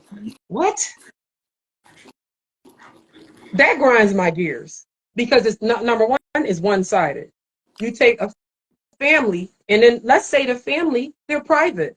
They rather talk about family issues amongst the family. Then you got the people that got to go get their narcissist on, get their Machiavellianism on, get their dark empath on, get their ego on, and they need people to like, they want to rant. You know what I'm saying? They want to rant and they want to just tell their one-sided story. That way they can paint this BS picture where all the details missing. They just need that validation. They just need that support to power up their lie. Listen, baby, you understand what I'm saying? Don't be no fool. You know? Do not be a fool. These people are out here. These people are in your family, some of us. You know what I'm saying? These people are at your job.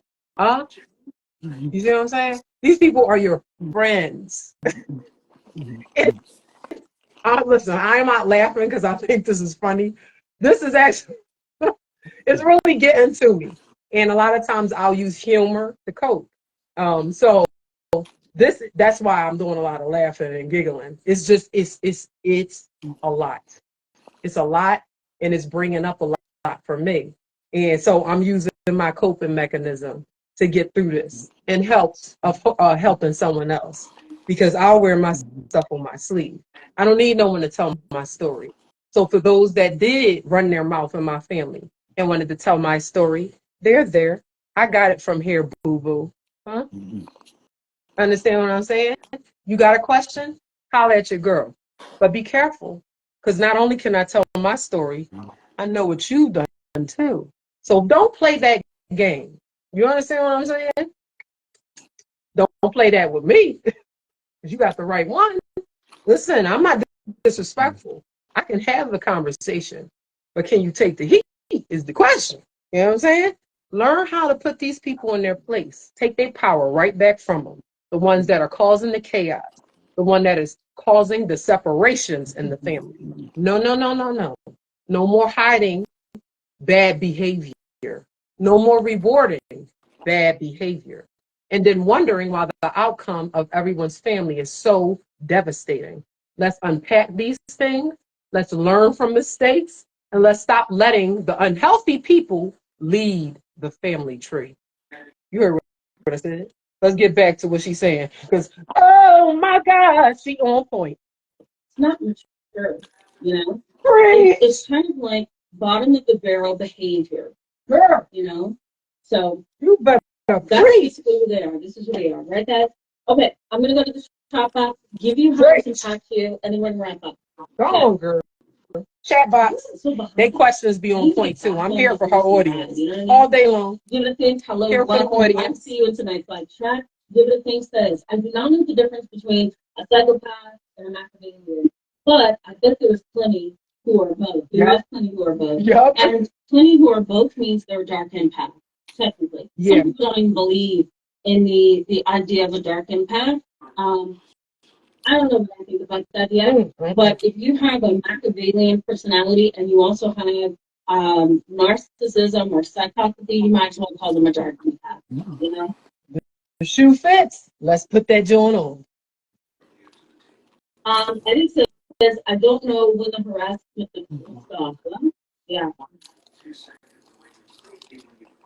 Sometimes it's up and down, you know? My situation those many years ago, I think that I can say that it stopped for a month, right? Because by the time I called the police, made a police report, and 302 her, put her in the hospital against her will, she didn't have any more to go on, right? She kind of has to fall in line with the system. So it stopped for a month. But then she tried it again, and mysteriously, the police were able to talk to her and say, look, if you go near this girl one more time, you're going to be arrested again. Right. And so I haven't talked to her since. I haven't seen her since. She hasn't bothered me since. And it's been over 12 years. So, it really just depends on the dynamic. I know it's rough. Girl, is it ever? Cheyenne says, I feel like I can justify treating people the way they treat me. I never learned to just walk away when I have to. Yeah, I totally get that. Sometimes that's the case, right? You just react in a way to protect yourself. And right. Of course, you may feel like I have the right to treat you this way. Right. I often encourage rising above. That's the best way to do it. Me too, girl. Rise above. Because a lot of people find it easy to get in the mud and fight. Right? A lot of people find that easy to do. Right. But what a lot of people don't expect you to do is say, you know what? I have other things I need to focus on today. That child over there needs me. My mother needs me. My dad needs me. You know what? I need to be at my job right now. I need to be working. I need to be sleeping so I can get up the next day. Whatever it is, I often encourage rise above and dismiss yourself from the fight. That's a really big thing. She ain't never lied. I had to get rid of people in my life that were too reactive. Because my lifestyle, I live in a certain way. There's a certain way that I live when it comes to how I live with my husband and how we raise our children. And when I tell you, I had a lot of trauma bond relationships that would compromise me often because a lot of the times these people didn't unpack their trauma. So I had a lot of relationships with, I won't get gender specific, with people that were still behaving, I guess you could say, like teenagers while they were raising children. And because that was, I guess you could say, appropriate behavior when we were younger, and that's how we showed up in our trauma bonds when we were younger, and we didn't have this type of information then, you know, any of them that were at a disadvantage, for instance, where I was used for whatever, to do hair, babysit, whatever the need was that they had me around for. Once once we all grew up out of high school, we all got kids of our own or whatever. They're still doing things like controlling me with guilt, having an expectation, having expectations on me, period. And I'm sitting here raising children and I got a whole man. And I'm so abused and uneducated on what the facts are, I'm going along with this.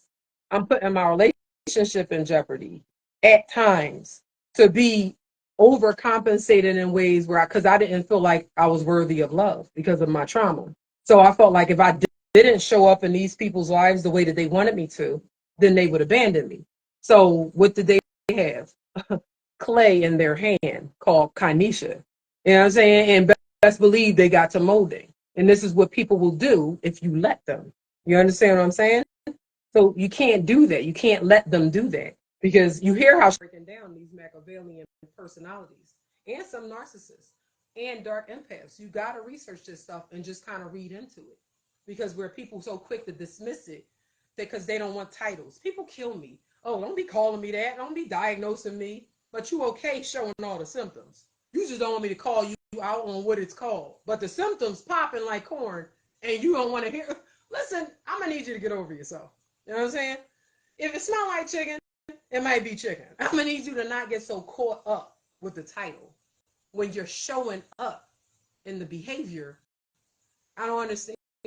This is when I'm like the unhealthiness of people is amazing when it comes to mental health. There's a lot of people that's really just scraping by. Don't even know that up here compromised like a mug. It's the saddest thing. Hurts my feelings. Because I'm a person that gives a million. I care a lot. I'll say that. I care a lot. And I've been shamed and belittled just simply for caring. So I look forward to becoming a content creator because I'm a educator at heart. So everything that y'all see me doing in this platform was the type of things that I was doing for my children or my nieces or my nephews or anyone that I could help in my family. You could ask my family this too. I mean, even the ones that lied on me could at least give me that much. You dig what I'm saying? Listen, I've always been about unity. Always. Never had ill intentions behind the way that I show up. Oh, but boy, people play in my face. Oh, but boy, the people gossip about me. I'm like, what the heck am I? What am I, Beyonce? Why can't my name say out of people's mouth? Listen, listen. You understand? Don't nobody want you elevating. Don't nobody want you doing your homework. Don't nobody want you to know what a dark empath is. Don't nobody want you raising your frequency. Don't nobody want you having a good relationship with God. How I'm gonna use you if you on a point like that. They want you staying ignorant. That way they can use you the way they always use you. And then you realize, why ain't I elevating? I mean, I keep making the same New Year's resolution, but I can't get out this spot. Check your circle. Your circle could be why you're not elevated. The company you keep in could be why you're not elevating. Mark my words. You understand what I'm saying? Don't be so scared to stand alone, because that's what I'm doing. And I might throw in, I'm doing it very well. Hey, you know what I'm saying? Let's get back to the concept. God is love. Hello and welcome. Glad to see you. Happy New Year to you. Okay. Bear with me, guys. There's so many comments here. Queen Common Sense. Hello and welcome. Glad to see you. Happy New Year. I love her answering questions and stuff from the audience. You're welcome. To engage them, you know? Sun and Sunflower says, I definitely experienced Machiavellian behaviors with family members. Yes. Yes. Thank you so much for that. Thank you. Yeah. And I think that's a happy New Year, but I hope you have a wonderful New Year as well. We need it, right? That's so sweet, Lord Fit. Good to know. Good to know. Saran A, hello and welcome. Yeah, I like that. Happy New Year to you as well. And welcome to the channel. I don't remember seeing you before. Oh, that was the wrong button. Oh God, not tonight. Not tonight, YouTube. Yes, I did. Thank you. Thank you so much. I hope you did as well. Yeah. All right, Leslie Stern. Ooh. Oh, that's so sweet. Thank you so much for that. Right back at you.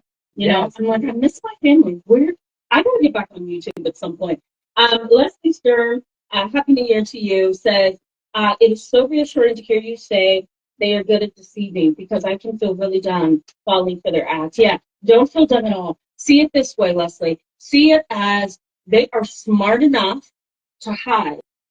Yep. They are evil enough to hide. Yes. But that doesn't mean you're unintelligent, and it certainly doesn't mean they're intelligent. They're just really good at being evil, you know? Yep. And we don't approach life on a daily basis with the lens of evil, do we? No, we do not. Of being able to identify somebody who's evil, being able to identify somebody who's wrong. We don't approach life that way. We usually get up in the morning and we feed ourselves, we run out, go to work, and we just go along in our daily life until that one evil person somehow does something to us that really hurts and it stings, right? Yeah. But for the most part, we wake up every day hoping for a good day. We wake up every day saying, you know what, I really don't want to be in this day, but I'm here, I have to do what I have to do. Welcome. The last thing we're doing Hello, is approaching our day with a lens on that says that person's evil, that person is sneaky, that person is deceiving. Because of that, it can make it really, really easy to fall for a deceptive person's behavior. Yes, it can. You know? Doesn't, if you ask me, it has very little to do with intelligence. It's the fact that we are often blinded to evil. We don't see it, we don't talk about it, we don't embrace it, we act like it doesn't exist. The other piece of that is that the person is so dark and evil that they're really good at kind of, you know, deceiving you. Yeah. Yeah. That's the way I can see that. Yeah. Daryl Harris, hello and welcome. Glad to see you. Happy New Year to you. Did you notice that? Even when you go to church, you preaching, you know, that you listening to the preacher and all of this stuff, you know, just from reading your Bible that evil is this, evil is a thing. But do we really educate ourselves on how many different ways evil can show up and present itself? So we're prepared for it. So we could teach our kids certain skills when it comes to that. I don't think we're doing a good enough job in that department. Not necessarily to see it and judge and point a finger, but to really, really unpack this in a way that educates versus intimidates or shames, or like we have to get better with facing that evil exists, and some people are just downright evil. It is what it is. They're soulless trolls. It is what it is. You gotta have a soul. You know what I'm saying? If you showing up and you okay with manipulating people, what? No, no. Since when is that something that should be okay? In what world should you be able to manipulate your way to the top while other people are practicing honesty? Come on now, make it make sense. This makes no sense. This is a world we raised children in. Can you imagine how many children had a Machiavelli parent, a parent that openly steals in front of their child, triangulates in front of their child, it involves their child in it? Huh? These poor kids. Huh? How many of us have fallen victim to seeing certain things that we know we should not have seen as a child? And we knew we shouldn't have seen it because we felt it. Our sixth sense was going off. That intuition was like making you sick, so sick you felt like you was about to throw up. You knew just because of how you felt that this wasn't supposed to happen in front of you, let alone you seeing it. That is what has to be fixed. We got to learn to unpack that part, because until that part is faced, you're not gaining wisdom. Your filter is all jammed up, like mine was. Perception, injured like a mug. You don't even see challenges as challenges. Challenges are viewed as problems to you. Oh, here we go. Another problem. Now your stress is turned on. Fight or flight or freeze. Now you're anxious. So now when you solve the problem, you ain't gaining the wisdom because you're really looking at everything as a problem. You have to, you'll benefit off doing work to fix your perception injury. But first, you got to realize there's an injury there in the first place. You see things as problems, not as challenges. When you fix that problem era, challenges, once you get over challenges and you tackle them, you gain wisdom. So now when that challenge happens again, there's no stress. You already remember the skills to fix that challenge. You'll never be stuck in that way again. It's all based on how you view it. What we tell ourselves, or what we allow people to tell us. It starts with home base, right up in here. Figure out what kind of cookie you got. And by cookie, I mean brain. Are you reactive or do you respond? Are you still surviving your childhood trauma? Did you create an alter ego as a little kid to fit in? And that's the same alter ego that's helping you raise your children, helping you in your social life as an adult. The ego you created as a kid, and you might want to check in on that. That ain't sexy, my opinion. As kids, we got to survive because we aren't able to raise ourselves. So we kind of forced to cope. Once you become an adult, the ball's in your court now. Why would you stay on survivor mode? Mindset.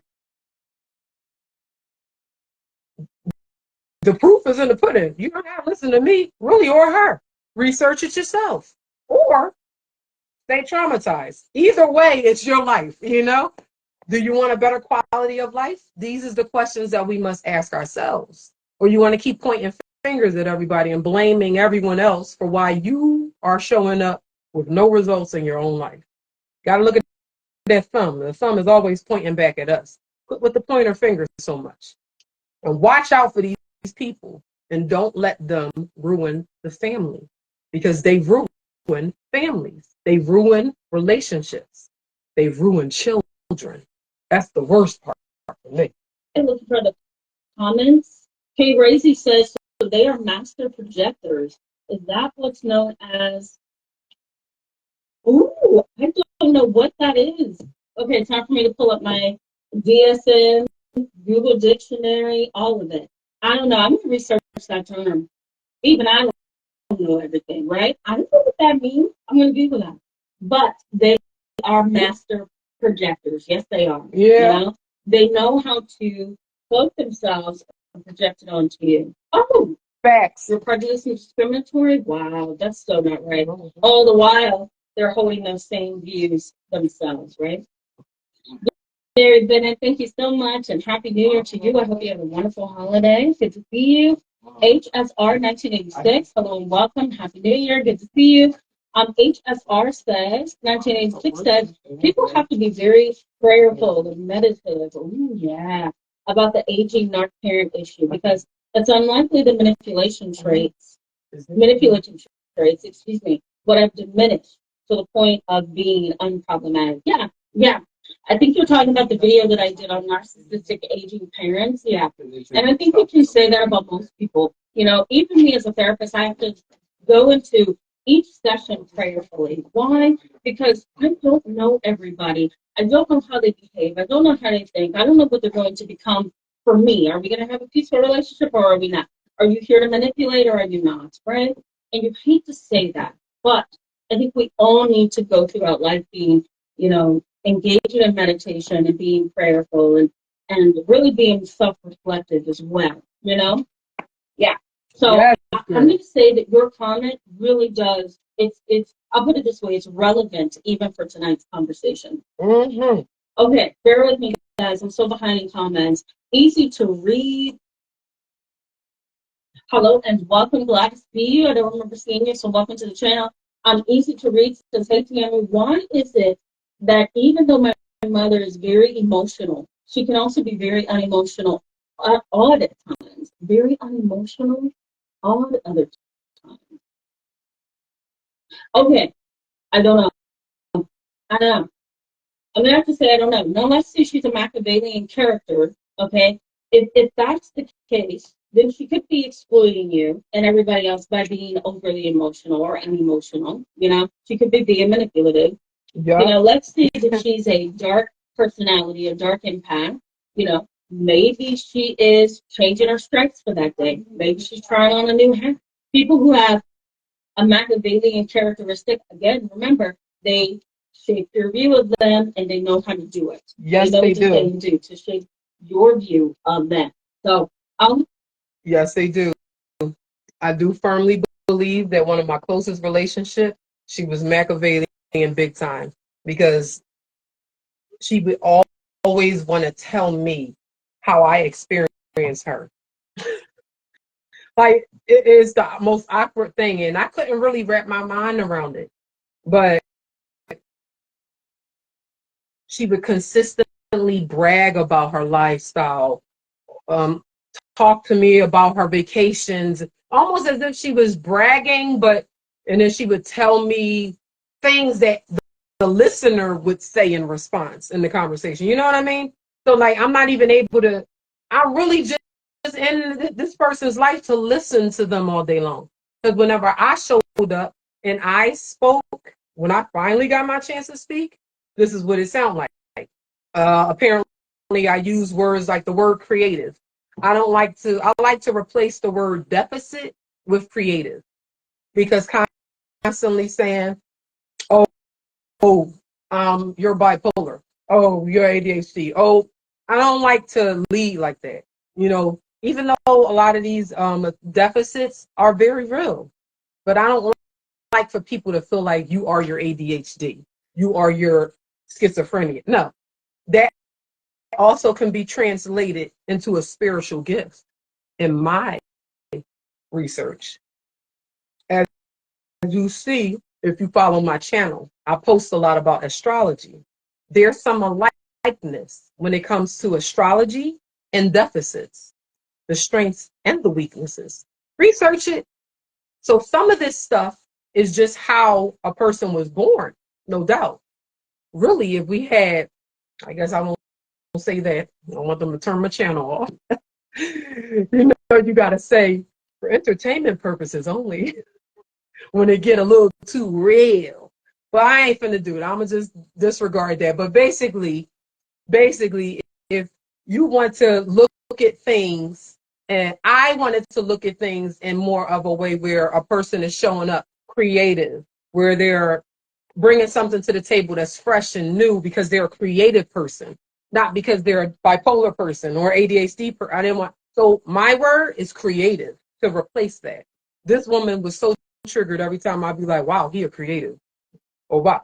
First of all, they want me to stop saying that word. Everything they don't like how I wear too many colors in my hair, why I dress like that. Like everything, it seemed like almost everything that I didn't do, showed up like was a problem. And sometimes I would even dilute myself to appease this woman.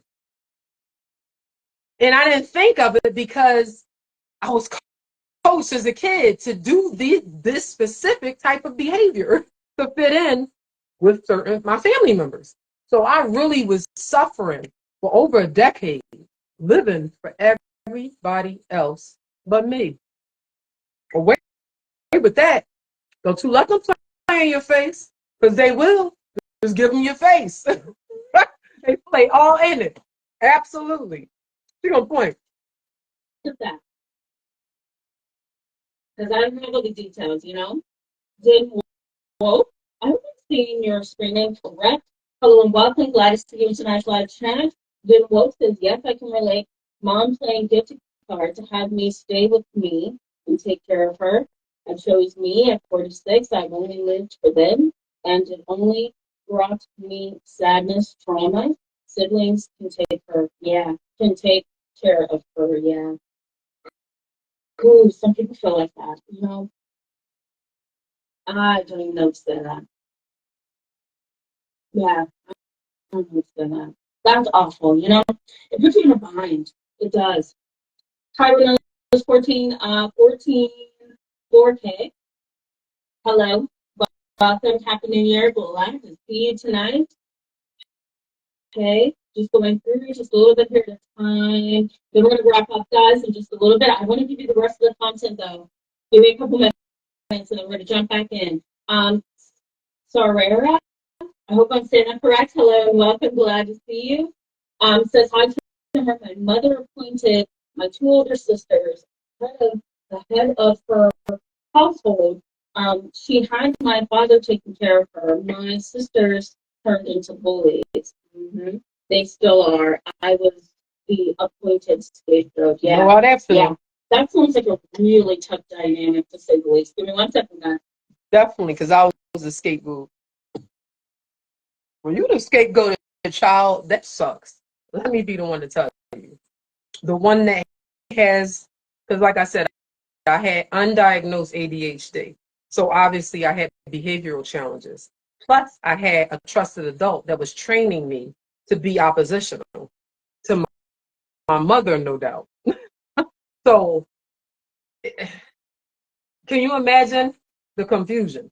Um, and then the person was scary to me. So, so I didn't challenge them because I was scared of that person. So a lot of times I would just be really observant, and I had an overactive gut, and I didn't know then, but that was my intuition. We always have that to go on. If we are not sure about what we're experiencing, your gut will not lie to you. Trust that intuition, baby. But yeah, it is so hard when you got somebody that's controlling you in ways that start as a little person, because you grow up with that injury if you don't unpack it. Who wants to live like that? No, listen, we all got a story to tell at the end of the day. None of us is perfect, let alone trauma free.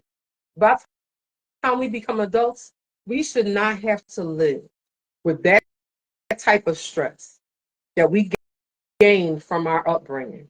We owe it to ourselves to unpack that, to have some type of fighting chance of a fresh start. Real talk.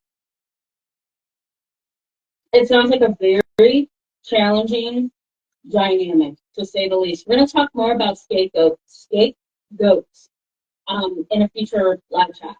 So glad you made it, JKL Pod. Good to see you. Hello and welcome. Happy New Year to you as well. Brienne D, hello and welcome. Good to see you. So good. So glad to see Sorry, that. my energy up, y'all. Don't mind me dancing or nothing. Krista, Critique, Utes. Oh, I know I messed that up. I'm so sorry. It says, wow. I'm so sorry that happened to you. Thank you so much. Oh, let me just tell you, it was horrible at the time. I remember driving with my mom. I was driving with my mom. We were going somewhere shopping. It was like a Saturday. And this person had called and left a message on my phone. And I remember pulling over and just saying to my mom, I'm so tired, you know, and I was just bawling, as they say. I was so tired, you know, because having a person who has a cold, callous demeanor and who is in attack mode says this. It says that they are willing to do just about anything to drive you insane, to cross your boundary, to hurt you, to harm you, right? Can I say she's a Machiavellian character? Probably in some ways, right?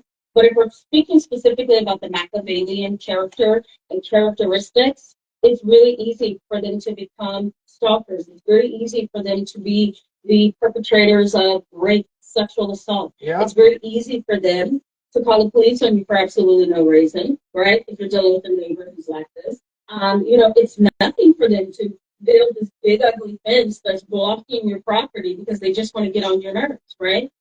It's nothing for these kind of characters to really create a difficult life for other people. Because again, they don't have any guilt. No, they do not. Very cynical, you know? No, they do not. They do not feel bad for nothing. Because I care nothing about the emotional parts of humanity, and I care nothing about the emotional pieces of being human. You know? They're all about one thing, and that's to get what they want. You know? It's very scary. Yep. Really. You know what? I think I'm going to stop right here. I'll check in on my husband. But I hope that you guys enjoyed this live. I know I have. I got all kind of things that I'm going to be presenting moving forward. Different things for 2025. Hey, like my forecast readings. That's a new thing I've added to it. I got a lot of stuff, y'all. So stick with me.